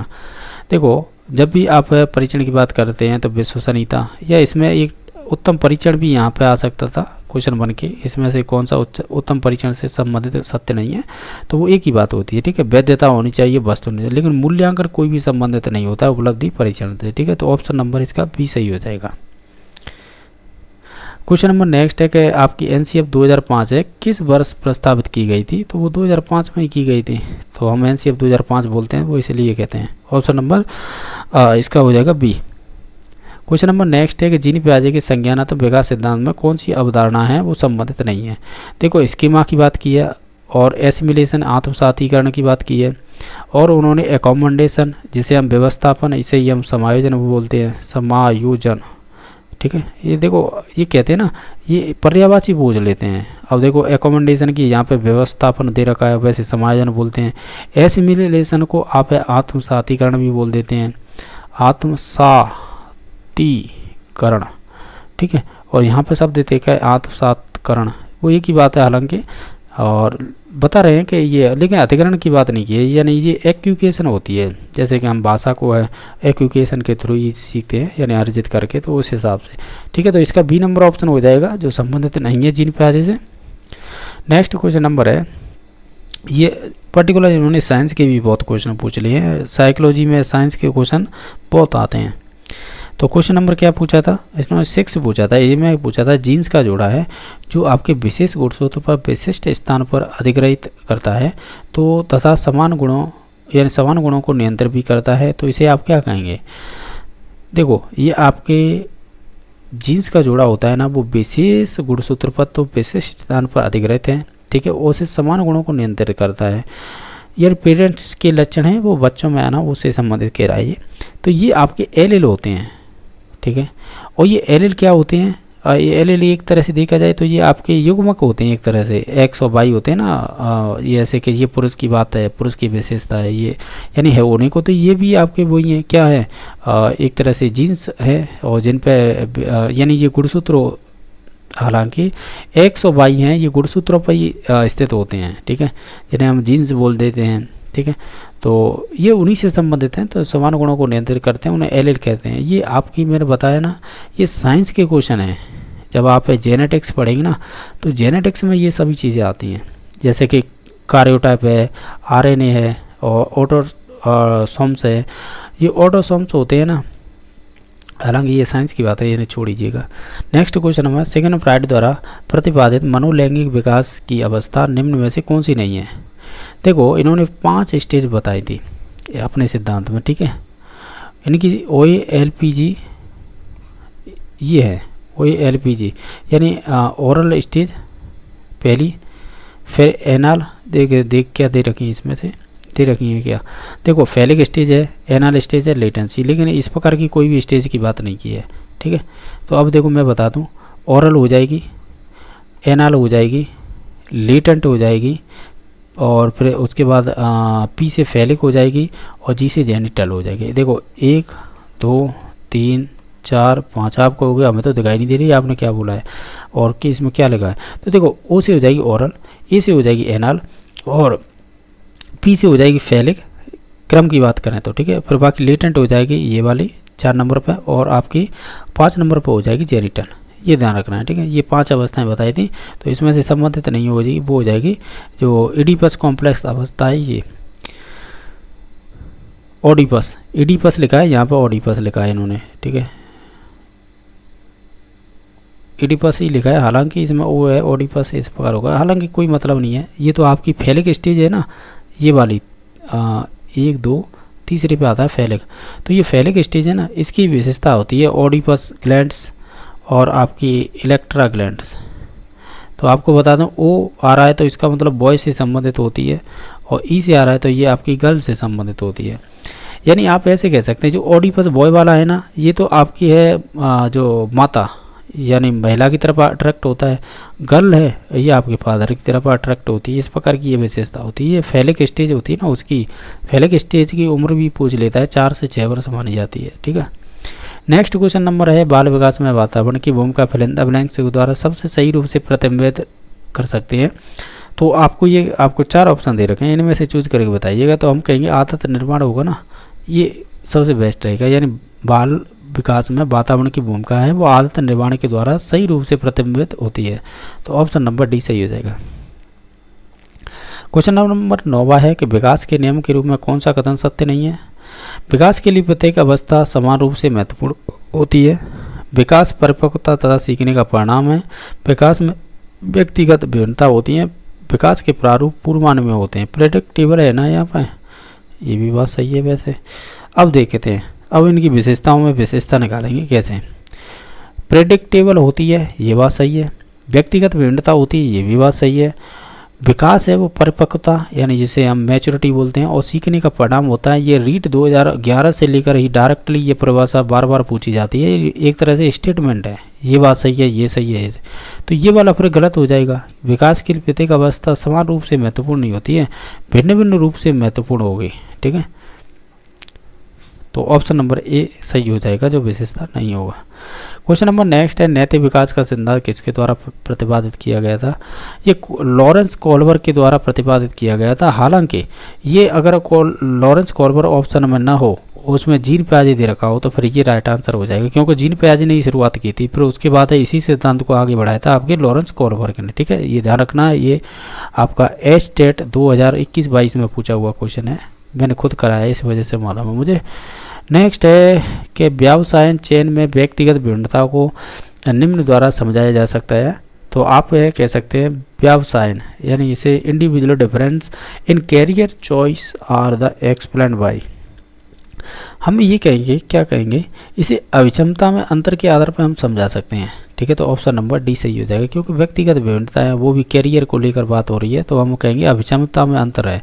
अब ये टेट परीक्षा देते हैं तो उसमें भी तो अविषमता ही देखते हैं हमारी, कितनी एबिलिटी है आपके अंदर किसी क्वेश्चन को सोल्व करने की। नेक्स्ट क्वेश्चन नंबर है, निम्न में से कौन सा बुद्धि का निष्पत्ति परीक्षण होता है जिसे परफॉर्मेंस टेस्ट बोलते हैं। और जैसे कि इसमें 4 ऑप्शन दे रखे हैं, इसमें से कौन सा होगा। ये क्वेश्चन बहुत अच्छे बनते हैं, तो ये संबंधित हो जाएगा आपके हम कहेंगे ये आपके भाटिया बैटरी परीक्षण है ना, उससे संबंधित हो जाएगा। एक जलोटा का भी आता है, वो भी ध्यान रखना। नेक्स्ट है, व्यक्तिगत भिन्नताओं की प्रगति के रूप में निम्न में से कौन सी अवधारणा सत्य नहीं है। व्यक्तिगत विभिन्नताओं के आधार पर, जैसे सामान्य, संभाव्यता, अधिगम, असामान्यता, विचलनशीलता, शील गुणों का अंतर संबंध। आप इस क्वेश्चन को देखेंगे कहीं ना कहीं इसमें से जो अधिगम समानता है ये नहीं हो सकती, यानी लर्निंग सिमिलरिटी है वो संबंधित नहीं होती है आपकी व्यक्तिगत विभिन्नता से, ये अलग अलग होती है, समानता नहीं होती, अलग अलग होती है। ठीक है, तो ऑप्शन नंबर बी सही हो जाएगा। क्वेश्चन नंबर नेक्स्ट है, व्यक्तित्व का शील गुणों का सिद्धांत प्रतिपादन नहीं किया है, किसने नहीं किया है? हालांकि देखा जाए तो जब शील गुणों की बात की जाती है तो हम केटल का नाम लेते हैं, तो रेमंड केटल तो संबंधित हैं। इसके अलावा आपके हेस आइजेंक हैं, इन्होंने भी कहीं ना कहीं बात की है, हालांकि इन्होंने बात की है किसकी, शील गुणों की। बाकी ये गार्डन लिख रखा है, इसे गॉर्डन लिख रखा है, देखिए हालांकि इसे गॉर्डन ऑलपोर्ट है, यानी तो नाम याद रखते हैं ऑलपोर्ट। ऑलपोर्ट ने अपनी जो परिभाषा दी थी उसमें भी शील गुणों की बात की है, यानी व्यक्तित्व की। पॉल कोस्टा का रॉबर्ट मैक्रे है, इसने भी कही है बात, यानी ओवरऑल इन सभी ने बात की है शील गुणों की या व्यक्तित्व की। तो निश्चित तौर से ये क्वेश्चन बोनस किया गया होगा इसमें सभी को। नेक्स्ट है, कौन सा है व्यक्तित्व परीक्षण जो नैदानिक निदान के लिए वैध है? अब नैदानिक निदान के लिए वैध कौन सा है इसमें से, ये व्यक्तित्व से ही पूछा है, तो इसमें से हो जाएगी आपकी MPPI। ठीक है, यही होता है आपके क्लिनिक डायग्नोसिस। ठीक है, तो नैदानिक, तो ऑप्शन नंबर ए सही हो जाएगा। क्वेश्चन नंबर नेक्स्ट है, रॉबर्ट जे स्टर्नबर्ग द्वारा बुद्धि का कौन सा सिद्धांत है प्रतिपादित किया गया था? रॉबर्ट स्टर्नबर्ग वो व्यक्ति थे जिन्होंने त्रिचापीय सिद्धांत दिया था, जिसे ट्राइक थ्योरी बोलते हैं, यानी ट्राई आर्किक, इसे इंग्लिश में हिंदी में ऐसे लिखेंगे ट्राई आर्किक। ये ट्राई आर्किक थ्योरी है ना, इसे शायद त्रिचापी भी बोल देते हैं हिंदी में, और वैसे त्रिआयामी लिखा है, तो इसे वैसे त्रिआयामी सिद्धांत है, 3 डायमेंशनल, तो आपको गिलफोर्ड ने दिया था, आपको ध्यान होगा। पर ये इंग्लिश ट्रांसलेट को अब हिंदी में करेंगे ना तो फिर ऐसे ही निकल के आते हैं इनके पर्यायवाची लिखे हुए। ठीक है, यानी पर्यायवाची का मतलब जो हिंदी रूपांतरण करते हैं तो इसी प्रकार के निकलते आते हैं। तो ऑप्शन नंबर इसका ये सही हो जाएगा। बाकी द्विकारक है ये स्पीयरमैन का है, बहुकारक है ये थॉर्नडाइक का है, पदानुक्रम का सिद्धांत है ये आपका किसका है, हार्किक थ्योरी है। हालांकि मुझे ये अभी याद नहीं आ रहा, आएगा तो बता देंगे। नेक्स्ट क्वेश्चन नंबर है, जेपी गिलफोर्ड के अनुसार सृजनात्मकता बालकों की विशेषता इनमें से कौन सी नहीं है? चिंतन में समानुभूति, ये तो कोई लॉजिक नहीं है, पर अब देख लेते हैं। चिंतन में लचीलापन, समस्या के बहुत उत्तर, ये तो सही बात है। चिंतन में मौलिकता, ये भी बात सही है। तो फिर इसमें से क्या हो सकता है? चिंतन में लचीलापन ये भी हो सकता है, लेकिन चिंतन में समानुभूति नहीं होगी। ठीक है, तो ऑप्शन नंबर इसका 1 सही हो जाएगा। एम्पैथी इन थिंकिंग ये नहीं होती। ठीक है, तो ऑप्शन नंबर 1 सही हो जाएगा। ट्राइसोमी 21 को कहा जाता है, इसे आप डाउन सिंड्रोम बोलते हैं। इसमें क्या होता है कि ट्राइसोमी में क्या होगा कि आपके हैं, जैसे आपने देखे होंगे ना गुणसूत्र होते हैं इस प्रकार के, तो इन गुणसूत्रों में क्या होता है कि इन पे जीन्स पाए जाते हैं, तो उनमें क्या होता है जो इनके क्रम में क्या होता है कि डबल बार हो जाते हैं, तो उसे हम ट्राइसोमी बोलते हैं। तो इसे डाउन सिंड्रोम से संबंधित है, तो ऑप्शन नंबर इसका डी सही हो जाएगा। क्वेश्चन नंबर नेक्स्ट है, प्रतिभाशाली बालकों की शिक्षा के लिए कौन सा उपाय है प्रासंगिक नहीं है इसमें से? तो आप इन सभी ऑप्शनों को ध्यान से देखेंगे तो ऑप्शन नंबर इसमें से उपचारात्मक अध्यापन है ना, या अध्यापन, ये संबंधित नहीं होगा इसके। ठीक है, किससे? प्रतिभाशाली बालकों के लिए शिक्षा के लिए कौन सा उपाय प्रासंगिक नहीं है, तो ऑप्शन नंबर बी सही हो जाएगा। बाकी इनके लिए एनरिचमेंट करिकुलम होना चाहिए, ग्रेड एसिलेशन होना चाहिए, स्पेशल क्लासेज होनी चाहिए, ये विशेषता दे रखी हैं, ये होती हैं। बाकी बी नंबर ऑप्शन नहीं होगा। कौन सी विकृति अधिगम अक्षमता का एक प्रकार होती है? हालांकि इसमें ऑटिज्म दे रखा है एकमात्र है जो आपकी विकृति अधिगम अक्षमता का एक प्रकार दे रखा है, तो ऑप्शन नंबर इसका कह सकते हैं। और ये माफ़ी चाहूँगा, ये नहीं होगा। क्यों नहीं होगा? देखो ये अधिगम अक्षमता की बात कर रहा है, ठीक है, और अधिगम अक्षमता की बात करता है ना, तब फिर हम डिसलेक्सिया, डिस्ग्राफिया, डिसफेजिया इनकी बात करते हैं, ये ध्यान रखना है। ये अच्छा क्वेश्चन पूछा है इन्होंने। अधिगम अक्षमता में तो फिर ये चीज़ें आती हैं, ये चीज़ें ऑटिज्म वगैरह तो ये उसमें आती हैं, आपके डिसऑर्डर होते हैं ना आपके, उसके संबंधित स्वलीनता ये आपकी संबंधित होती हैं। अभी मुझे ध्यान नहीं आ रहा पक्का, तो इस वजह से मैं बता नहीं पा रहा हूँ। लेकिन ये जैसे ऑटिज्म होगा, 600 स्वलीनता हो गई, और ये आते हैं, ये आपके संबंधित होते हैं। देखो ये तो अधिगम अक्षमता से होते हैं और ये संबंधित होते हैं, जैसे ADH, ये सभी इन्हीं की विशेषता के अंतर्गत आते हैं। जैसे ऑटिज्म, ये ADH हो गया, आपका क्रेटिनिज्म हो गया, ये इनकी एक अलग कैटेगरी होती है, ये अलग प्रकार होते हैं, ये अलग होते हैं। ये अच्छा क्वेश्चन पूछा था इन्होंने।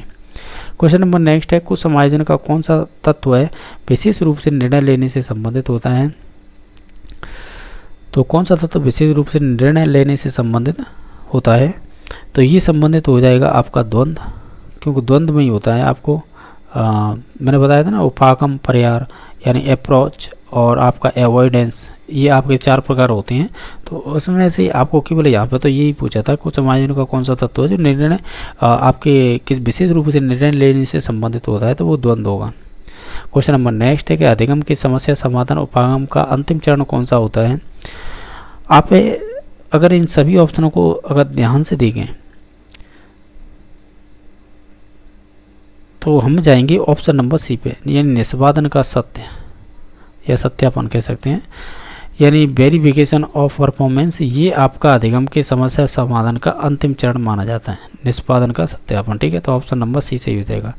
क्वेश्चन नंबर आपका नेक्स्ट है, इसमें पूछा है कि जो समायोजन के लिए एक युक्ति के रूप में रक्षात्मक युक्तियों का प्रयोग है कि मौलिक रूप से किसके द्वारा प्रस्तुत किया गया था? ये आपके सिगमंड फ्रायड के द्वारा किया गया था। इन्हें डिफेंस मैकेनिज्म बोलते हैं। तो ये सिगमंड फ्रायड ने ही बात की थी, जिसमें प्रक्षेप या प्रक्षेपी विधि का उपयोग करते हैं, जिसमें वस्तुनिष्ठ आ जाती हैं, फिर आपकी विषय आत्मनिष्ठ आ जाती है, जिसे हम सब्जेक्टिविटी बोल देते हैं। नेक्स्ट क्वेश्चन नंबर, इनमें से कौन सा है थोंडाई के सीखने के नियमों का हिस्सा नहीं है? देखो इसका ट्रिक है PTA।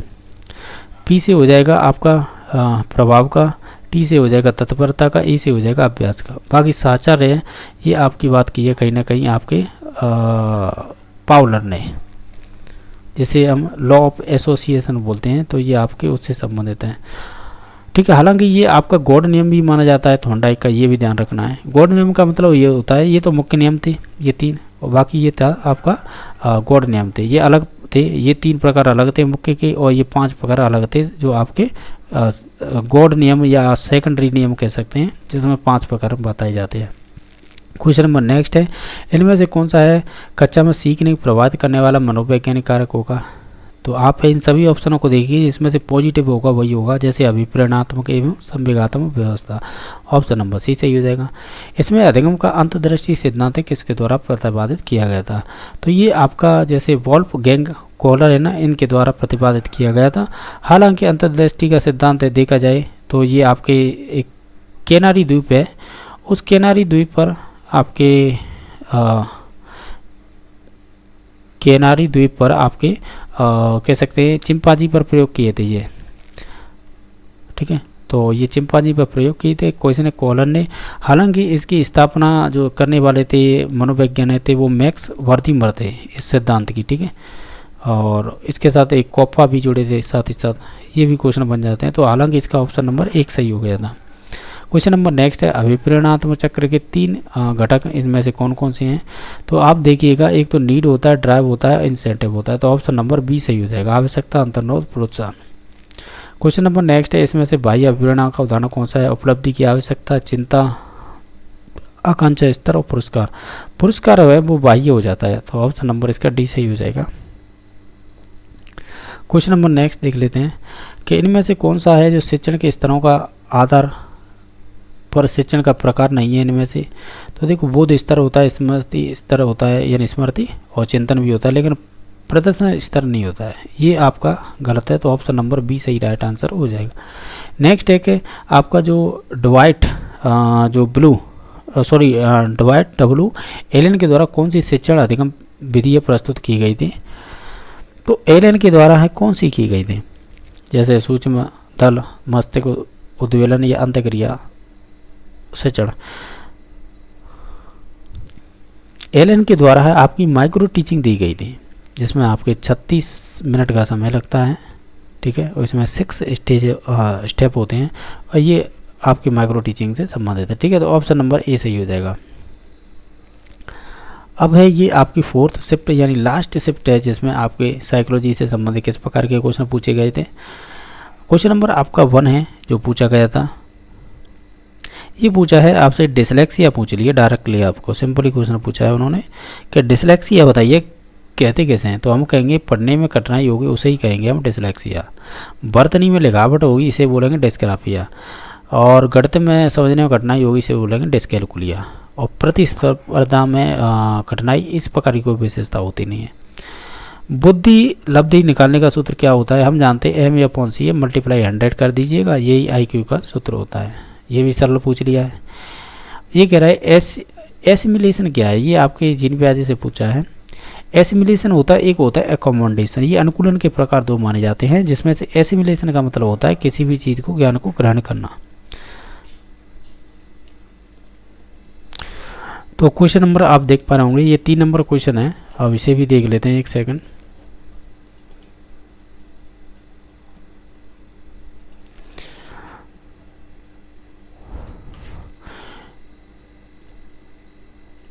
अब इस 3 नंबर क्वेश्चन में क्या पूछा गया वो देख लीजिएगा। हमने वैसे बात कर ली थी कि ये आपके जीन प्याजे से संबंधित है, इतनी बात कर चुके थे। अब बाकी अब इसका सॉल्यूशन देख लेते हैं। तो यानी आत्मसातीकरण या इसे ही एसिमिलेशन बोलते हैं।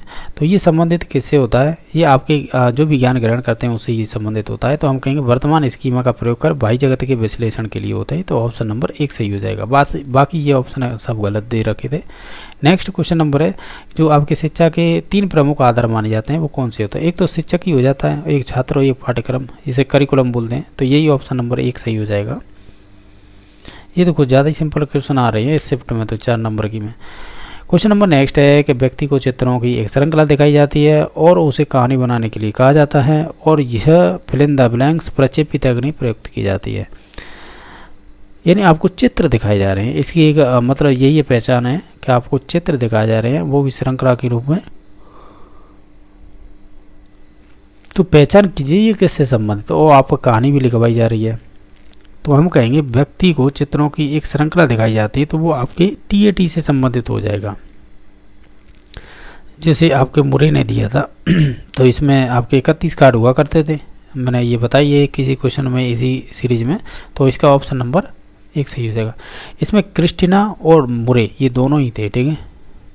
नेक्स्ट क्वेश्चन नंबर है कि निम्नलिखित में से कौन सी है जो व्यक्तित्व आकलन करने के लिए व्यक्तिगत विधि नहीं है, यानी सब्जेक्टिविटी जो मेथड होती है ना उससे संबंधित नहीं है, वो बतानी है। जैसे व्यक्ति इतिहास विधि, जैसे इंडिविजुअल हिस्ट्री बोलते हैं या केस स्टडी बोल देते हैं, ऐसे ही। नेक्स्ट है साक्षात्कार तकनीकी या वस्तु सूची तकनीकी या आपकी निर्धारण मापनी। आप इन सभी ऑप्शनों में से देखेंगे। हमें तो ये बताना था कि इसमें से व्यक्तिगत विधि नहीं है, यानी जो सब्जेक्टिविटी मेथड है वो नहीं है। देखो व्यक्ति इतिहास विधि होती है, साक्षात्कार होती है, वस्तु सूची तकनीकी भी होती है, लेकिन निर्धारण तकनीकी नहीं होती। ये आपकी वस्तुनिष्ठ में आ जाएगी, यानी ऑब्जेक्टिविटी में। तो इसका ऑप्शन नंबर D सही हो जाएगा। नेक्स्ट क्वेश्चन नंबर है, इनमें से कौन सा है मानसिक मंदता वर्गीकरण के अंतर्गत नहीं आता है, जैसे हल्की मंदता, गंभीर मंदता, मध्यम मंदता या तीव्र मंदता। इसमें से कौन सा है वो संबंधित नहीं होगा। तो इसमें से जो संबंधित नहीं होगा इनमें से होगा तीव्र मंदता, ठीक है। ऑप्शन नंबर D सही हो जाएगा। नेक्स्ट क्वेश्चन नंबर है, RT एक्ट 2009 के अनुसार निम्नलिखित में से किस प्रमाण पत्र के बिना कोई विद्यालय स्थापित नहीं कर सकता है या नहीं किया जाएगा। तो हम कहेंगे इसमें से कि बिना मान्यता के आप स्थापित नहीं कर सकते। तो ऑप्शन नंबर B सही हो जाएगा। अनुभव द्वारा उत्पन्न व्यवहार या व्यवहारगत क्षमता में किसी भी अपेक्षाकृत स्थायी परिवर्तन को फिल इन द ब्लैंक्स कहते हैं। वैसे देखा जाए तो उसे तो हम क्या कहेंगे, अधिगमी कहेंगे। तो ऑप्शन नंबर A सही हो जाएगा। नेक्स्ट है कि निम्न में सीखने की प्रक्रिया में शामिल होता है। तो इसमें सभी हो जाएंगे, चाहे वो पर्यावरणीय हो, शारीरिक हो या मनोवैज्ञानिक हो। तो इसमें D हो जाएगा। नेक्स्ट क्वेश्चन नंबर देख लेते हैं कि 11 नंबर है कि वो निकटतम वातावरण है जिसमें व्यक्ति रहता है। तो व्यक्ति रहता है तो उसे तो हम माइक्रो बोलते हैं, सूक्ष्म प्रणाली। ये ब्रॉन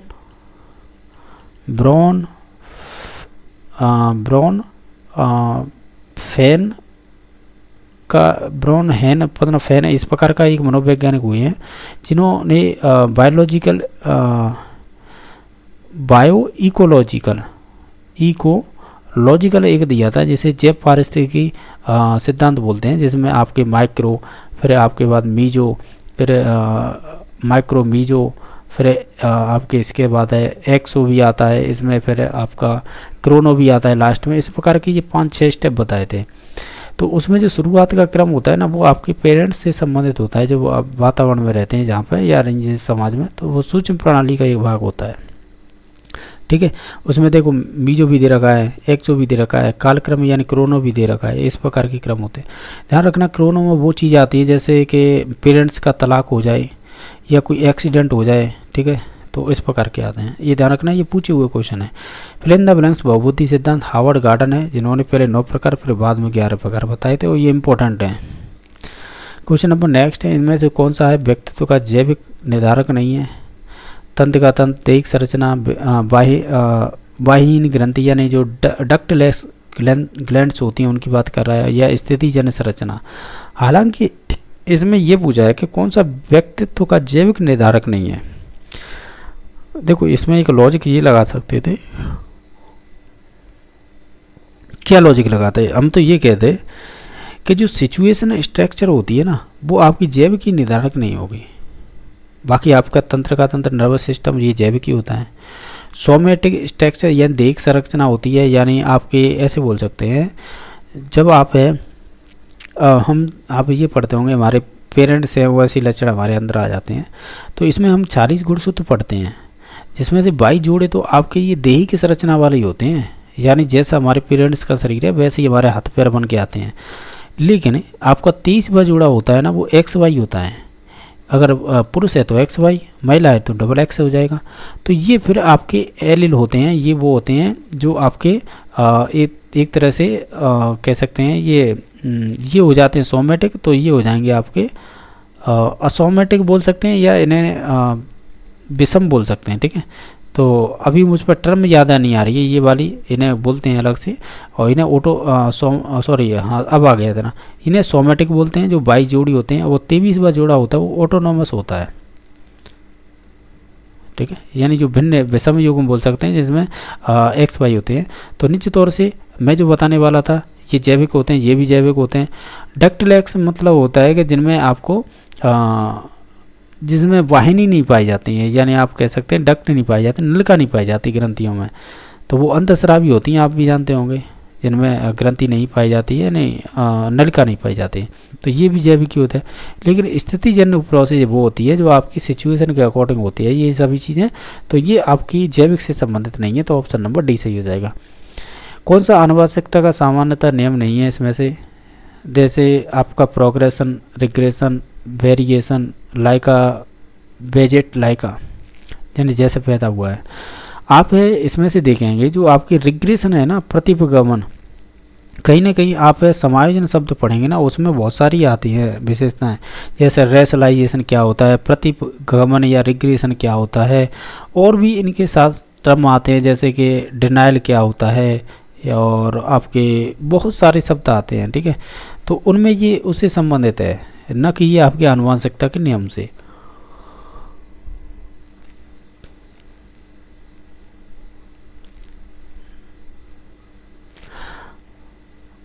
एक चीज़ ध्यान रखना, ये मुझ पर से गलती हो गई है, मैं अपनी माफ़ी चाहूँगा इसमें। ये आपका कह रहा है कि आनुवंशिकता का कौन सा नियम नहीं है, तो प्रोग्रेसिव है ना, ये आपकी प्रगति है, ये कोई नियम नहीं है। ठीक है, ये ध्यान रखना है। देखो मैंने रिग्रेशन है ना, ये किस टर्म में यूज किया है, हालांकि आप इसे देखेंगे, इसे प्रतिगमन कहते हैं, यानी बच्चों का अपनी पुरानी अवस्था में लौट जाना, प्रतिगमन। तो इस प्रकार के समायोजन में पढ़ेंगे ये निश्चित तौर से। लेकिन यहाँ पर ये दूसरी टर्म है, यानी रिग्रेशन, इसका मतलब होता है कि एक तरह से विपरीत लक्षणों का आपका पेरेंट्स का बच्चों में आ जाना। ठीक है, रूपांतरण निश्चित तौर से वेरिएशन पाया जाता है, जैसा पैदा हुआ वैसे भी बच्चे हो जाते हैं, यानी जैसा लाइका बेगेट्स लाइका, यानी जैसे पैदा होते हैं वैसे, यानी पेरेंट्स जैसे। तो इसका राइट आंसर 1 नंबर होगा, यानी प्रोग्रेशन होती है ना, ये आपकी आनुवंशिकता के नियम में नहीं आते हैं। बाकी नेक्स्ट है RT एक्ट 2009 के अनुसार प्रारंभिक शिक्षा का अर्थ क्या होता है? तो वो होता है 1 से 8 तक की जो भी कक्षा की शिक्षा होती है उसे ही बोलते हैं प्रारंभिक शिक्षा। नेक्स्ट क्वेश्चन को यह है कि आनुवंशिकता तंत्र के अध्ययन के क्षेत्र में नवीन शोध किस दिशा की अग्रसर होता है? तो आप इनमें से देखेंगे तो हम ये कहेंगे, चाहे वो कोश का विज्ञान हो या जीव मिति हो, जिसे बायोमेट्री बोलते हैं, या जानवरों का प्रायोगिक प्रयोजन हो, उपयुक्त सभी नवीन शोध की दिशा के अग्रसर होते हैं।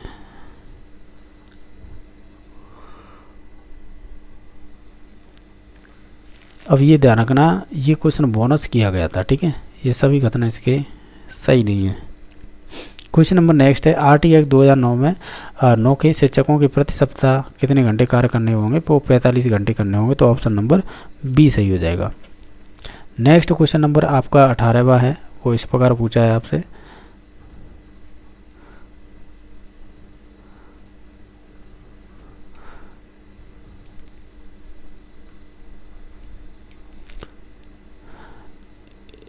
इसमें पूछा है शिक्षकों को मानसिक रूप से विक्षिप्त लोगों को निर्देश देते समय ध्यान रखना चाहिए। और इसमें विक्षिप्त का मतलब यहाँ पर दे रखा है मेंटली रिटायर्ड। तो हम कहेंगे इसमें से आप सभी ऑप्शनों को ध्यान से पढ़िएगा, तो उस आधार पर हम लगा सकते हैं। हम कहेंगे अधिक व्यावसायिक कौशल सीखें, तो हमें ये ध्यान रखना चाहिए, ठीक है, तो ऑप्शन नंबर बी सही हो जाएगा। पारितोषिक तथा दंड के माध्यम से सीखना होता है, तो ये क्रिया प्रसूत अनुबंधन के सिद्धांत से संबंधित है, तो ऑप्शन नंबर सी सही हो जाएगा। ये क्वेश्चन मैं ऑलरेडी करवा चुका हूँ। नेक्स्ट है, वैज्ञानिक अनुसंधान करने की दिशा में निम्नलिखित में से कौन सा कदम नहीं होगा?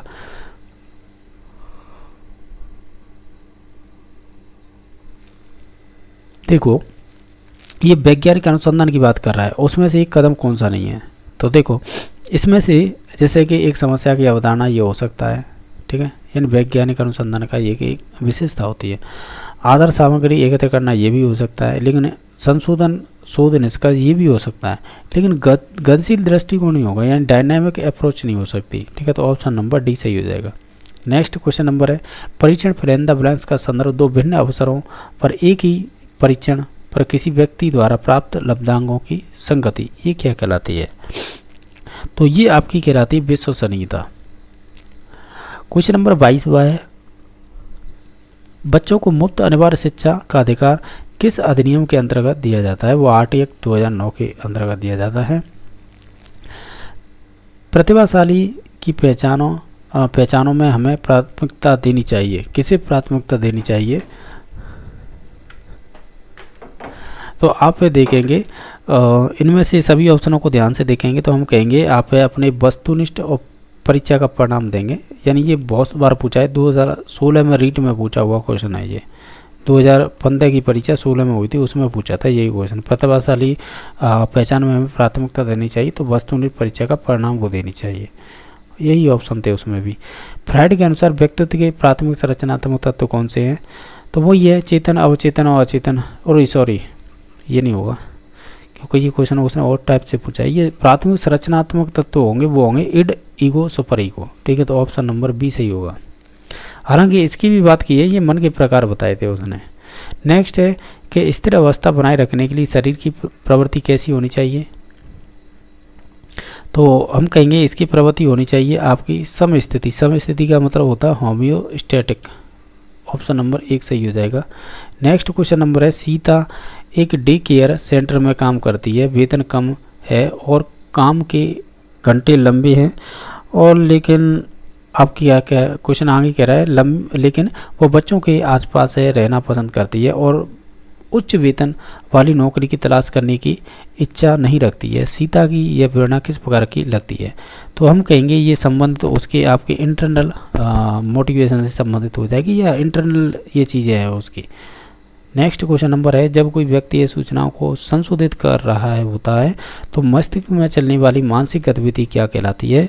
तो ये हम कहेंगे इस गतिविधि को आप विचारण कह सकते हैं, यानी थिंकिंग, ऑप्शन नंबर सी सही हो जाएगा। नेक्स्ट है, निम्नलिखित में से कौन सा संज्ञानात्मक कार्य पद्धति के स्वस्थ स्तर को बनाए रखने में मदद करने के लिए उपयुक्त नहीं है इसमें से?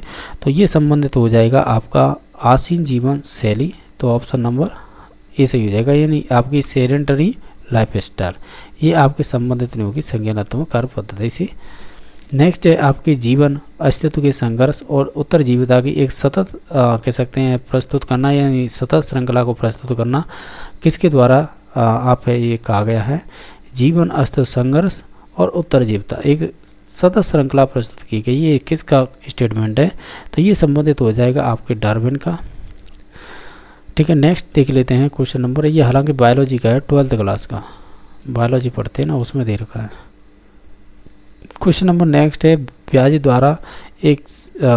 द्वारा दिए गए संज्ञानात्मक विकास के सिद्धांत निम्नलिखित में से कौन सा प्रमुख काल नहीं है इसमें से, यानी अवस्था ही पूछी है इनमें से। तो ये साइक्लिक नाम की कोई अवस्था नहीं होती है। सेंसरी मोटर स्टेज होती है, प्री ऑपरेशनल स्टेज होती है, एक कॉन्क्रीट ऑपरेशनल स्टेज भी होती है, एक होती है फॉर्मल। ये 4 ही प्रकार होते हैं उन स्टेजों के। तो इसमें से डी नंबर ऑप्शन है वो प्रकार नहीं होगा। ठीक है, इस प्रकार हमने यह देखो आपके प्राइमरी के जो क्वेश्चन पूछे गए थे वो भी हमने देख लिए थे 30 क्वेश्चन। ठीक है, L1 के 30 क्वेश्चन देख लिए थे। बाकी आपके ये लेवल 2 है, और लेवल 2 में तो आपको मालूम 2 सब्जेक्ट चलती हैं, एक तो SST और साइंस मैथ।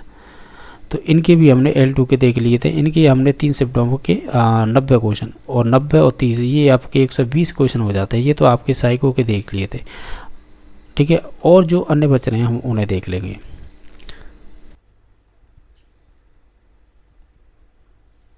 जैसा कि आप देख पा रहे होंगे अभी जो हम बात कर रहे हैं,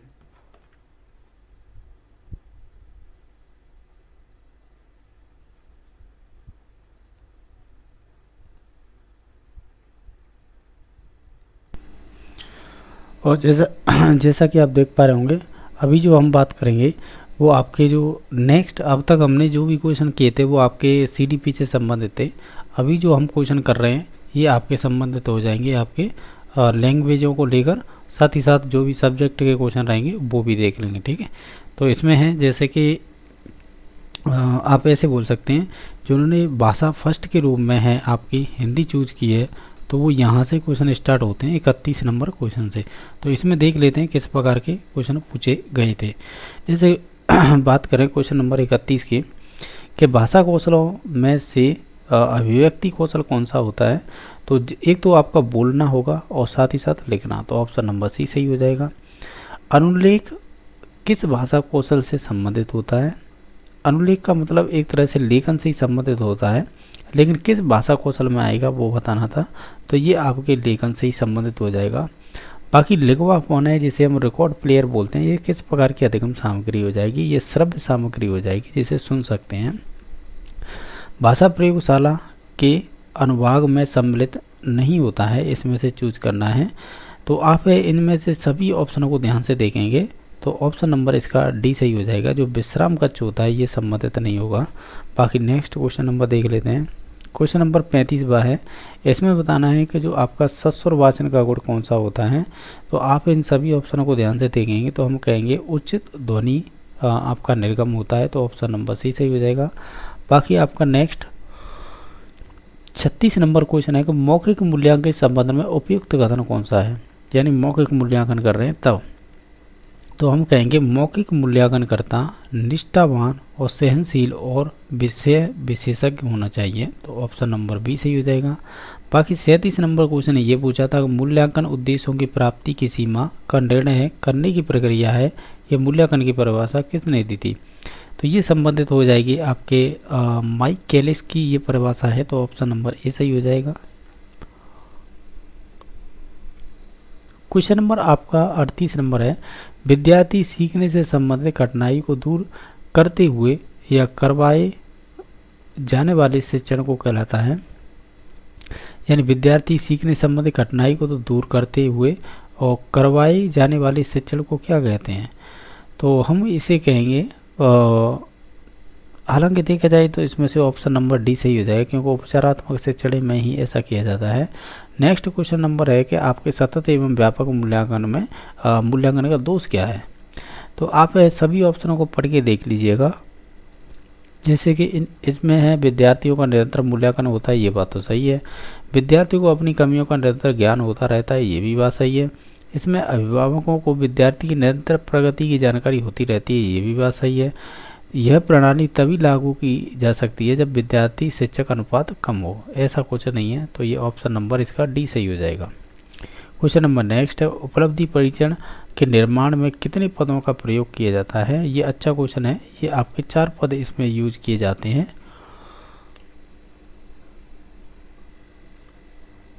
अब क्वेश्चन नंबर आपका है 41 नंबर, किंडरगार्टन शिक्षण विधि के संबंध में कौन सा कथन सही है। तो हम कहेंगे इसमें से कि भाषा के जो व्याकरण एवं साहित्य की शिक्षा इस विधि से नहीं दी जा सकती है। और बाकी ये शिक्षाएं कौन सा कथन, सत्य कथन है। तो ऑप्शन नंबर इसका डी सही हो जाएगा कि यानी इस के द्वारा है भाषा के व्याकरण और साहित्य की शिक्षा इस विधि से नहीं दी जा सकती। ठीक है, तो इसका ऑप्शन नंबर डी सही हो जाएगा। बाकी ये कथन गलत थे, यानी जैसे ये मनोवैज्ञानिक है लेकिन ये मनोवैज्ञानिक है, ये उच्च माध्यमिक, ये उच्च माध्यमिक नहीं, जो प्राइमरी में पढ़ने वाले छोटे किंडरगार्टन वाले बच्चे होते हैं, प्री प्राइमरी बोल सकते हैं, उनके लिए होते हैं। ये कुक महोदय ने इस विधि को निश्चित रूप प्रदान किया था, कुक ने नहीं दिया था, ये किंडरगार्टन है, ये आपकी संबंधित है। ये कुक तो आपकी खेल विधि से संबंधित है। ठीक है, तो इसका ऑप्शन नंबर डी सही हो जाएगा। बाकी 42 नंबर क्वेश्चन इस प्रकार पूछा था कि बेसिक शिक्षा प्रणाली में भाषा की शिक्षा निम्नलिखित में से किस माध्यम में दी जाती है। तो बेसिक शिक्षा प्रणाली है तो वो तो आपकी, आप कह सकते हैं यानी जो आपका सामाजिक परिवेश है ना, उससे ही संबंधित है। यानी जो आप क्षेत्रीय बोली की बात कर सकते हैं, जैसे इलाके में रह रहे हो उसी भाषा में आपकी शिक्षा दी जा सकती है। और आपकी जो आपकी नई शिक्षा नीति है 2020, तो निश्चित तौर से वो भी इसी बात को कहती है। नेक्स्ट क्वेश्चन नंबर है कि भाषा शिक्षण के संदर्भ में वैयक्तिक अनुदेशन प्रणाली की क्या सीमा होती है। तो आप इन सभी ऑप्शनों को देखेंगे तो हम ये कहेंगे ये शिक्षण प्रणाली अधिक विद्यार्थियों वाली बड़ी कक्षा में अध्यापन के लिए उपयोगी नहीं होती है, और हमें यही सीमा बतानी थी। तो ऑप्शन नंबर डी सही हो जाएगा।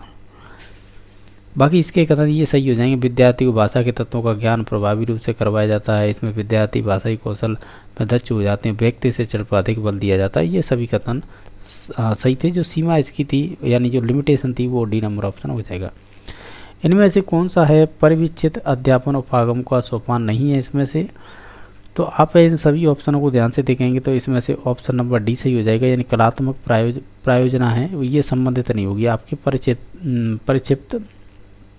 परिविक्षित अध्यापन और पागम से। बाकी इसमें अध्यापन का कार्य आवंटित किया जाता है, अध्यापन हेतु निर्देश दिए जाते हैं, विद्यार्थी द्वारा स्वाध्याय और शिक्षक द्वारा मार्गदर्शन दिया जाता है। तो ऑप्शन नंबर डी सही हो जाएगा। क्वेश्चन नंबर 45 है कि सर्वप्रथम सरल तथा समान आकृति के वर्णों को लिखवाना प्रारंभ कराए, उल्लेखित इस बात का स्तर विद्यार्थी हेतु की गई है। ये किससे संबंधित है। तो ये आपका कथन हो जाएगा आपके प्राथमिक स्तर की बात कही गई है। ये आपको अपकृत्य का ध्यान से दे रखा है, इसी के आधार पर आपको ग्रामर संबंधी क्वेश्चन पूछे जाएंगे। जैसे ये कह रहा है सदैव का संधि विच्छेद क्या होगा।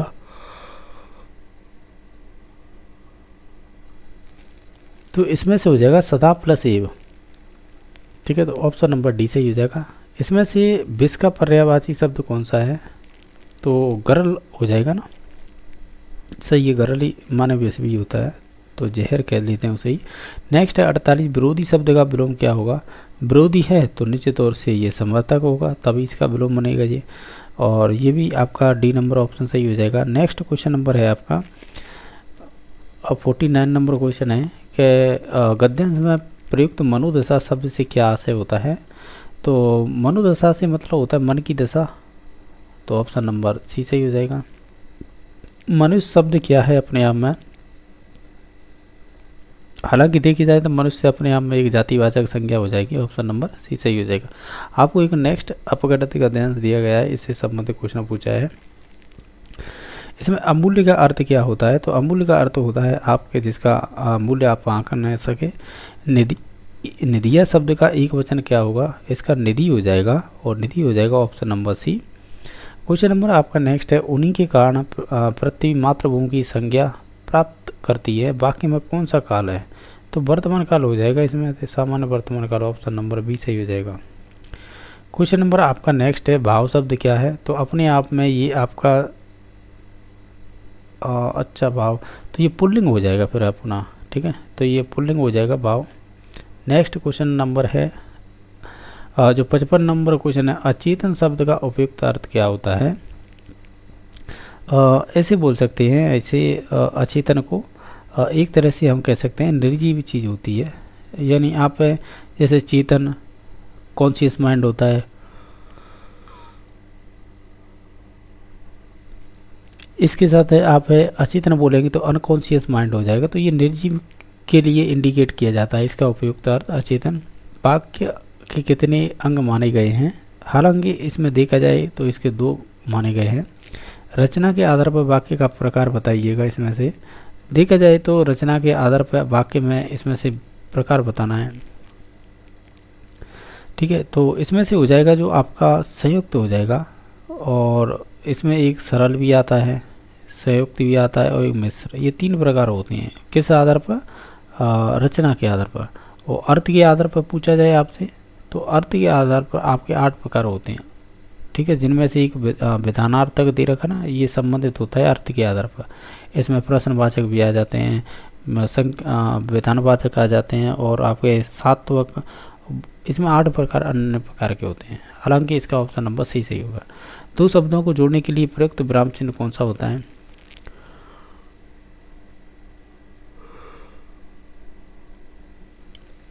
जिसे हम योजक चिन्ह कहेंगे, जैसे माता और पिता, माता और आपके पिता, तो इसमें योजक चिन्ह लगा देना इस प्रकार।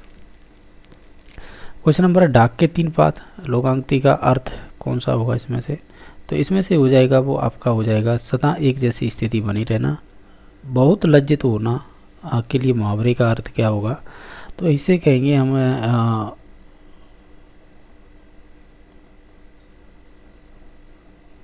यानी इसका ऑप्शन नंबर हो जाएगा 1, यानी घड़ों का पानी पड़ना। तो ऑप्शन नंबर 1 सही हो जाएगा।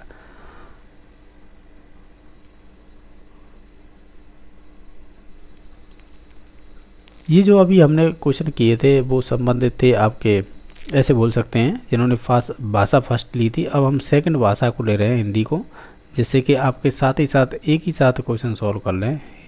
जो जैसे फर्स्ट लैंग्वेज ली थी और जैसे सेकंड लैंग्वेज ली होगी तो उसमें भी हिंदी आती है, तो उन्हीं क्वेश्चनों को देख रहे हैं अब हम।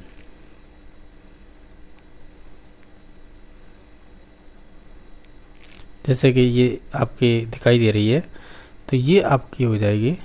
अब देख लेते हैं इसमें, जैसे हिंदी है, जिन्होंने सेकंड भाषा के रूप में, यानी भाषा सेकंड के रूप में आपने हिंदी ले रखी है, तो आपके ये क्वेश्चन थे। अब जैसे कि इसमें पूछा है, हम उसी आधार पर देखते चलेंगे इसमें क्या क्वेश्चन पूछे गए थे। जैसे कि 61 नंबर क्वेश्चन क्या पूछा था?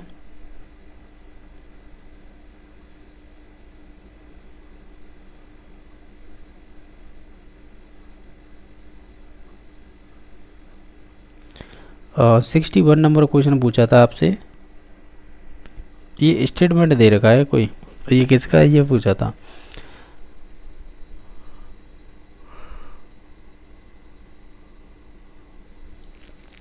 क्वेश्चन इस प्रकार पूछा था, मूल्यांकन की प्रक्रिया की व्यापकता छात्र के समस्त व्यक्तित्व पर अपने प्रसार का उल्लेख करती है, न कि केवल उसकी बौद्धिक उपलब्धि का। यह कथन किसका संबंधित है? तो ये आपके रेमर्स और आपके गेज का है, तो ऑप्शन नंबर सी सही हो जाएगा। उपचारात्मक शिक्षण का सत्य कथन कौन सा है? तो इसमें से देखें तो ऑप्शन नंबर डी सही हो जाएगा। उपचारात्मक शिक्षण है व्यक्तिगत अधिक होता है, तो ये कहना इसका सही हो जाएगा, तो ऑप्शन नंबर इसका डी सही हो जाएगा। क्वेश्चन नंबर नेक्स्ट है कि उपचारात्मक शिक्षण है वो कितने प्रकार का होता है? तो ये संबंधित हो जाएगा आपका 2 प्रकार का। क्वेश्चन नंबर आपका नेक्स्ट देख लेते हैं, जो आपके अपकृत्य गद्यांश दे रखा है, इसे ही आपको पढ़ के है आंसर देने होंगे। सुख शांति में कौन सा समास होगा? जो सुख और शांति, तो सुख और शांति ये देखा जाए तो पर्यायवाची है, तो इसमें है आपका हो जाएगा द्वंद्व समास हो जाएगा। क्वेश्चन नंबर नेक्स्ट है, अनुचित शब्द में उपसर्ग होगा, तो इसमें होगा देखो अनु प्लस उचित करेंगे तो ये अनुचित बनता है, तो इसका फिर ऑप्शन नंबर सी सही हो जाएगा। स्वार्थियों शब्द का एक वचन होगा, स्वार्थी हो जाएगा, फिर इसका ऑप्शन नंबर डी सही हो जाएगा। क्वेश्चन नंबर नेक्स्ट है, ये कह रहा है पर पीड़ कौन मुख शब्द का संधि विच्छेद क्या होगा? तो आप इन सभी ऑप्शनों को ध्यान से देखें, शब्द बड़ा है लेकिन ये सिंपल है, ये हो जाएगा पर पीड़क प्लस उन्मुख, तभी बनेगा यह पर पीड़ों को उन्मुख, तो ऑप्शन नंबर सी सही हो जाएगा।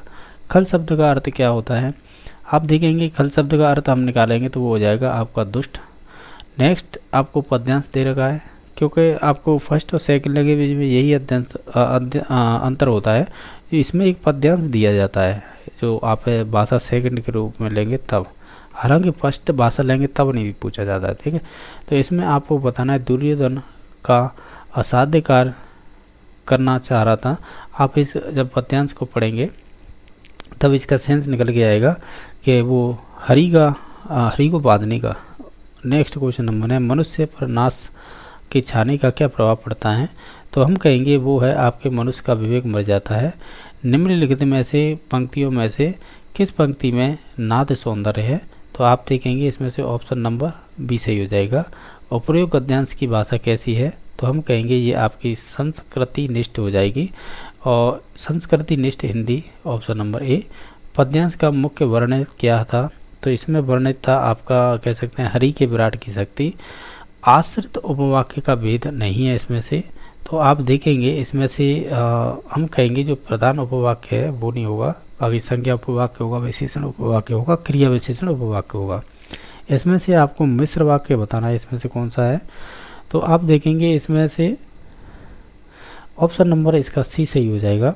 अब यूँ हो जाएगा कि नंदिनी ने कहा कि मैं जयपुर नहीं जाऊंगी, ये एक वाक्य होता है, दूसरा उपवाक्य होता है, ये आपका ऑप्शन नंबर सी सही हो जाएगा।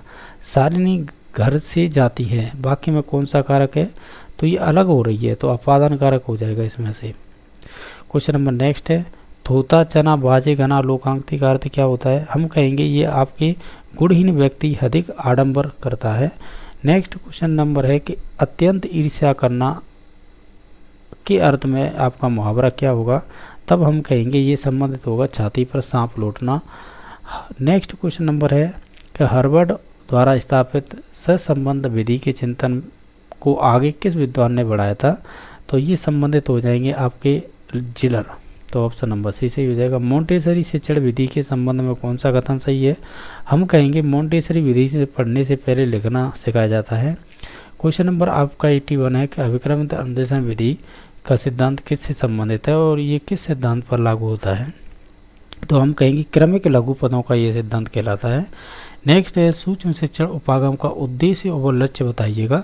तो हम कहेंगे इसका उद्देश्य और लक्ष्य हो जाएंगे कि शिक्षण प्रशिक्षण यानी प्रशिक्षणार्थियों के व्यवहार में परिवर्तन से संबंधित होती है, तो ऑप्शन नंबर इसका बी सही हो जाएगा। क्वेश्चन नंबर नेक्स्ट है कि इनमें से भाषा शिक्षण के मूल उद्देश्यों में जो भाषाई दक्षता प्राप्त करने का आधार क्या होता है।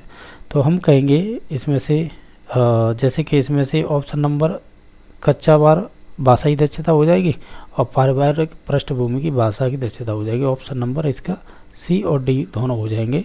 क्वेश्चन नंबर नेक्स्ट है इसमें से द्रुत वाचन का किसका प्रकार है, यानी द्रुत वाचन है वो किसका प्रकार है। तो ये संबंधित हो जाएगा आपके मौन वाचन का। नेक्स्ट क्वेश्चन नंबर है आपका 85, इनमें से कौन सा अशुद्ध वर्तनी है, जैसे लिपि का पूर्ण ज्ञान होना, लेखन में सावधानी और शुद्ध उच्चारण या व्याकरण का अधूरा ज्ञान।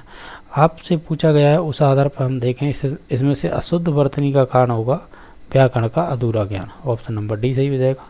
भाषा शिक्षण में पाठ्य पुस्तक क्या है, तो वो साधन होती है, ठीक है। भाषा शिक्षण में सबसे कम महत्व की अधिगम सामग्री कौन सी होगी, तो वो निश्चित तौर से आपकी हो जाएगी मानचित्र। इनमें से प्रक्षेपक सामग्री नहीं है, तो देखो स्लाइड प्रोजेक्टर हो जाएगा, ग्रामोफोन नहीं होगा, बाकी ओवरहेड प्रोजेक्टर हो जाएगा, एपिडाइस्कोप हो जाएगा। इसका ऑप्शन नंबर बी सही हो जाएगा। मूल्यांकन के पक्ष में सम्मिलित होते हैं, तो हम कहेंगे इसमें से हो जाएगा आपका ज्ञानात्मक पक्ष। बाकी मानसिक योग्यता का परीक्षण किया जाता है, तो हम कहेंगे वो आपकी बुद्धि परीक्षण होता है एक तरह से, तो ऑप्शन नंबर 2 सही हो जाएगा। इस प्रकार ये आपके हिंदी के 30 क्वेश्चन पूछे गए थे सेकंड भाषा में। अभी हम देख लेते हैं जो आपकी संस्कृत किस प्रकार की पूछी गई थी फर्स्ट भाषा के रूप में, तो वो देख लेंगे। साथ ही साथ आपके संस्कृत में अगर सेकंड लैंग्वेज के रूप में किस प्रकार के क्वेश्चन बने तो वो भी देख लेंगे। जैसे कि ये है, जिन्होंने भी संस्कृत फर्स्ट भाषा के रूप में चूज की है तो उन्हें ये वाले क्वेश्चन करने होते हैं। तो देख लेते हैं इसमें किस प्रकार के क्वेश्चन पूछे गए हैं।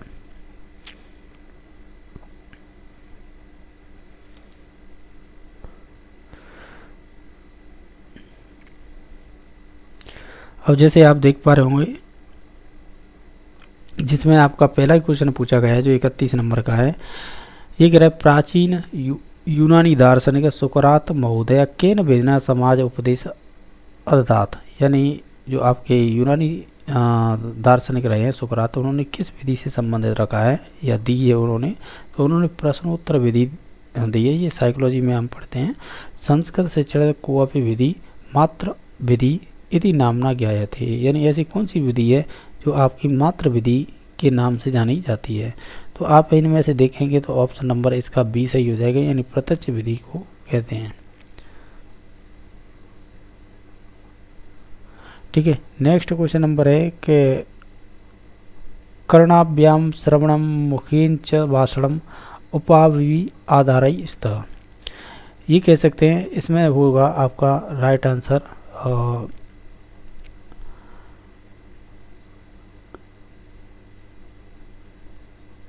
यानी इसमें ये कहने वाला था कि कानों से सुनना, मुख और संभाषण द्वारा, तो ये किसके आधार के स्तर है ये पूछ रहा है। तो इसका राइट आंसर हो जाएगा, ये आधार स्तर हो जाएंगे संस्कृत भाषा शिक्षण से, तो ऑप्शन नंबर डी सही हो जाएगा।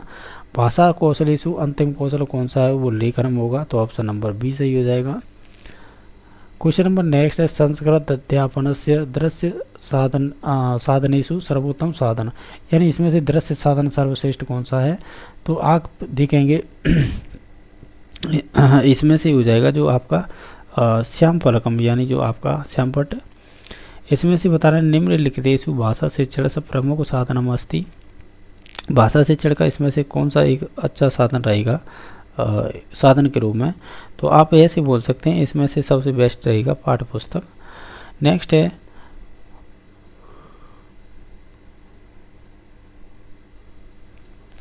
संस्कृते वयम श्रवणम भाषणम पठनम कौशलानंच मूल्यांकन कर्तुम शक्नुः, तो ये आपका संबंधित हो जाएगा मौखिक परीक्षा से। क्वेश्चन नंबर नेक्स्ट है, इसमें पूछा गया है आपसे कि आपको बताना का परीक्षा वैधता व्यापिका व्यवहारिकी समय दृष्टया वितव्यता च भवति, ये किससे संबंधित हैं, ये सभी संबंधित हो जाएंगे आपके वस्तुनिष्ठ परीक्षा से। पूर्णतया छात्र व्यक्तित्व मापयतु शक्यते, किसके द्वारा मापा जाता है, तो हम कहेंगे ये आपके मूल्यांकन के द्वारा। उदाहरण प्रस्तुत तत्व नियम निर्धारण, ये आपकी आगमन विधि का है, पहले उदाहरण देंगे फिर नियम बताएंगे। इसमें से आपको संशोधित करना है कि अहम त्वम च पठामि, इसका आपको वाक्य संशोधित करके बताना है, इसका राइट आंसर क्या होगा, तो हम कहेंगे ये होगा अहम त्वम च पठाव, तो ऑप्शन नंबर सी सही हो जाएगा। इसका वाच्य परिवर्तन करना है, क्या होगा, तो वाच्य परिवर्तन करेंगे तो इसका होगा मया देव दृश्यते, ऑप्शन नंबर डी सही हो जाएगा। शुद्ध वाक्य को इनमें से कौन सा है, तो हम कहेंगे इसमें से होगा त्वम पश्च फलानी आने, तो ऑप्शन नंबर ए सही हो जाएगा। कविषु कालिदास श्रेष्ठ है, इसमें से प्रश्न निर्माण कुरुता, यानी प्रश्न निर्माण किस प्रकार का होगा, तो हम कहेंगे केशु कालिदास श्रेष्ठ, ऑप्शन नंबर बी सही हो जाएगा। क्वेश्चन नंबर नेक्स्ट है उद्यमेन ही सिद्ध्यंती फिलिंग द ब्लैंक्स न मनोरथे, तो हम कहेंगे ये कार्याणी हो जाएगा इसमें से, तो ऑप्शन नंबर 45 का बी हो जाएगा। नेक्स्ट क्वेश्चन नंबर है आपका, ये आपको अपगढ़ गद्यांश दे रखा है, इसके आधार पर क्वेश्चन के आंसर देने होंगे। क्वेश्चन नंबर आपका 46वां है, वो इस प्रकार पूछा है कि इसमें से बताना है आपको कि जो सूर्योदय है इसमें संधि कौन सी होगी, इसमें गुण होगी सूर्य प्लस उदय, तो सूर्योदय बन जाएगा। बाकी ये सज्जाता इतस का उपसर्ग, तो इसमें उपसर्ग हो जाएगा ऑप्शन नंबर 1 हो जाएगा सम प्लस आपका जो भी उपसर्ग हो जाएगा इसमें सम। आगत्य इतस का प्रत्यय, इसमें आगत्य में कौन सा प्रत्यय है, तो निश्चित तौर से आप भी जानते होंगे इसमें आपका लेप हो जाएगा। अब अस्माकम इतत का विभक्ति, अस्माकम में कौन सी विभक्ति होगी, तो इसमें आपकी षष्ठी हो जाएगी। क्वेश्चन नंबर आपका नेक्स्ट है, इसमें आपको अपकृत गद्यांश है, इसी आधार पर आपको क्वेश्चन के आंसर देने होंगे। 51 नंबर क्वेश्चन में पूछा है कि महाराज इतत का समास, तो महाराज है तो इसमें विशेष विशेषण है, तो निश्चित तौर से कर्मधारय हो जाएगा। क्वेश्चन नंबर नेक्स्ट है सदैव में संधि विच्छेद क्या होगा, सदा प्लस एव होगा, तो ऑप्शन नंबर 1 सही हो जाएगा। नूतना इतस्य विलोम पदम, यानी नूतन माने नया होता है, तो इसका क्या हो जाएगा, प्राचीन हो जाएगा ना, तो ऑप्शन नंबर सी सही हो जाएगा। विदेशिका अपि चकिता भवन्ति, इसमें से आपको विशेष्य पदम बताना है, यानी जो करता है इसमें से वो बताना है। तो आप इनमें से देखेंगे तो हम ऑप्शन नंबर डी पे जाएंगे, यानी आपकी विदेशिका है ना, ये शुरुआत की यही करता हो जाएगा। इसमें से आपको अकरोत रेखांक पद लकारम अस्ति, इसमें से बताइए, सॉरी एक सेकंड रुको, इसमें अकरोत पे अंडरलाइन है ना, तो इसका ही बताना है आपको, इसमें कौन सा लकार है। आप देखेंगे तो इसमें से हम लकार बताएंगे तो ये आपका लंग लकार हो जाएगा। नेक्स्ट है कि माता भोजन पचती, बाकी में लिटर लकार में आपको चेंज करना है, यानी भविष्य काल में, तो ये संबंधित हो जाएगा आपका भोजनम पच्यति, तो ऑप्शन नंबर 1 सही हो जाएगा। 44 ईता संख्या संस्कृत लिखता, 44 को आप कैसे संस्कृति भाषा में लिखेंगे, हम कहेंगे चतुस्थ चत्वारिशतम, तो ऑप्शन नंबर बी सही हो जाएगा। माहेश सूत्र एच प्रत्याहार से उचित वर्तते, तो इसका जो एच का आपका प्रत्याहार उचित क्रम क्या होगा माहेश सूत्र के अकॉर्डिंग, तो इसका हो जाएगा ए ओ आई औ, तो ऑप्शन नंबर 1 सही हो जाएगा। इसमें से आपको बताना है संस्कृत अनुवाद करना है। पुत्र पिता के साथ मंदिर में गया है, तो इसका संस्कृत अनुवाद करना है। अभी ये हिंदी में दे रखा है, इसे ट्रांसलेट करना है संस्कृत में। तो हम ये कहेंगे पुत्र है पिता स मंदिरम अगच्छत, तो ऑप्शन नंबर बी सही हो जाएगा। नेक्स्ट क्वेश्चन नंबर देख लेते हैं जो आपका संबंधित है।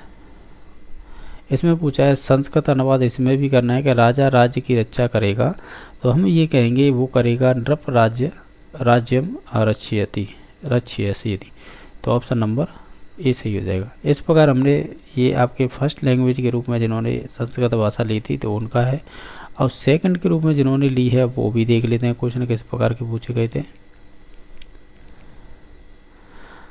अब ये है आपकी सेकंड जिन्होंने लैंग्वेज संस्कृत ली है उनसे संबंधित क्वेश्चन, तो इनमें किस प्रकार के क्वेश्चन पूछे गए वो भी देख लेते हैं।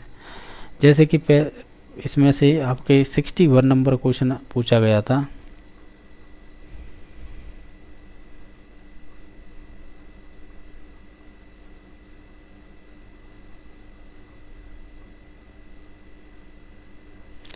तो हम देख लेते हैं इसमें किस प्रकार के क्वेश्चन पूछे गए थे। 61 नंबर क्वेश्चन है जो संबंधित है आपके। इसमें पूछा है ये कह रहा है कि उपचारात्मक से चढ़े उपचार कारक की तरह से भवते, तो हम कहेंगे छात्र स्तरानुसारम, तो ऑप्शन नंबर 1 सही हो जाएगा इसका।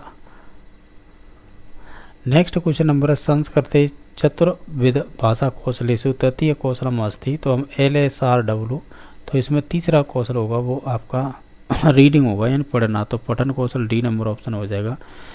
क्लिष्टा शब्दानाम अंशानाम नूतन विचाराणाम सुभाषित वाक्यानाम मुख्य भावनाओं स्पष्टीकरण का विधि श्रेयस्कर भवति, तो ये संबंधित हो जाएगी आपके कह सकते हैं व्याख्या विधि से संबंधित, यानी इसी में जो आपके कठिन शब्द होते हैं और कुछ नए शब्द आते हैं उसे हम सही वाक्य के रूप में या भावनात्मक रूप से स्पष्टीकरण करते हैं, इसका श्रेयकर होता है, तो ये आपके व्याकरण विधि में होता है। ये आपको अपगढ़ एक तरह से गद्यांश दे रखा है, इसका उसी आधार पर आपको इसमें क्वेश्चनों के आंसर देने होंगे।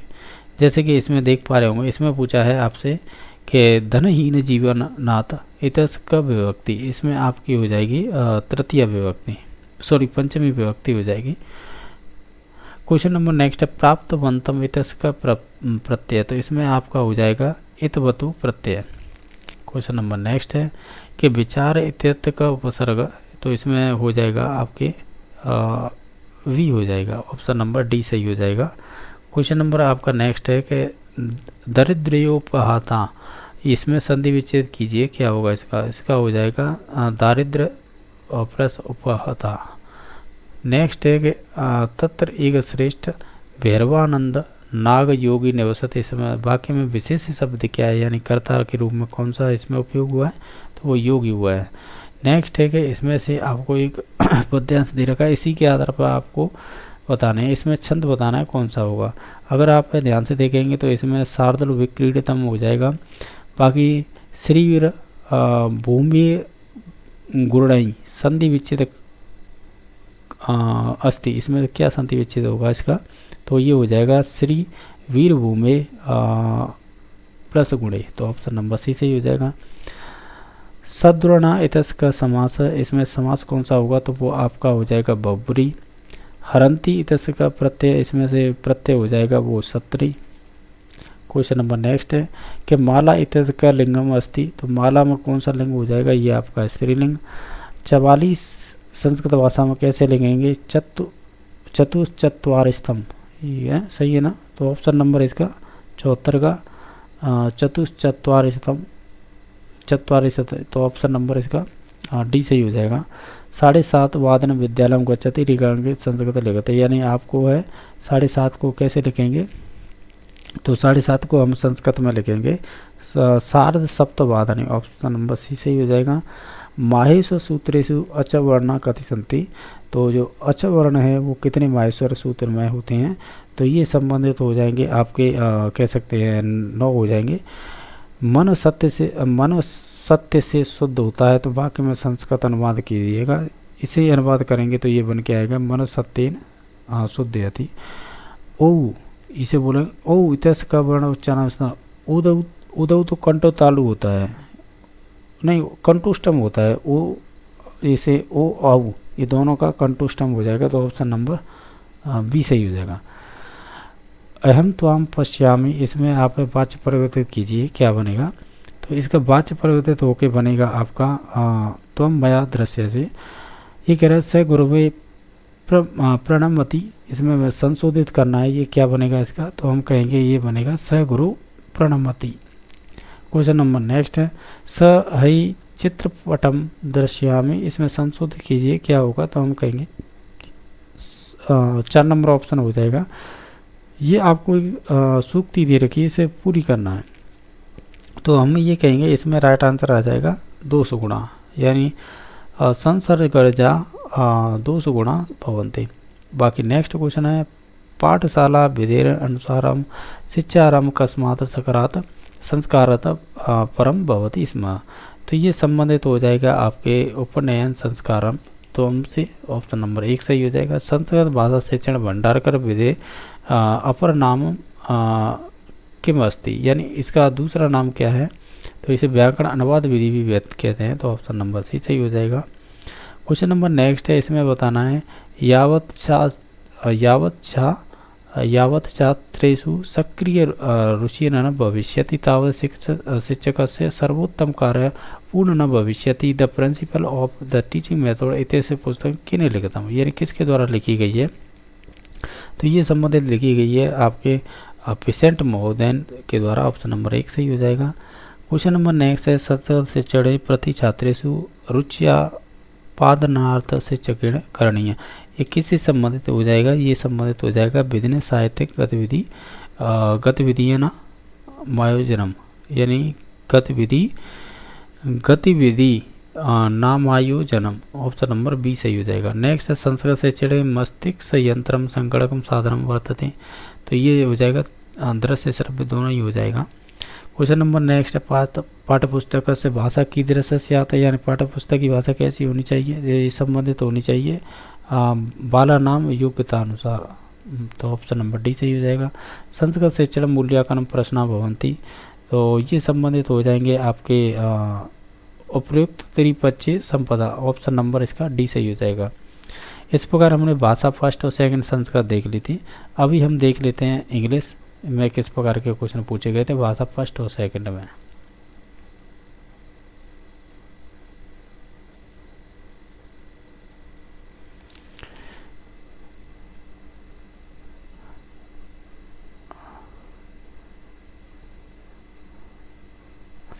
अब देख पा रहे होंगे जिन्होंने लैंग्वेज फर्स्ट संस्कृत हिंदी हो गई,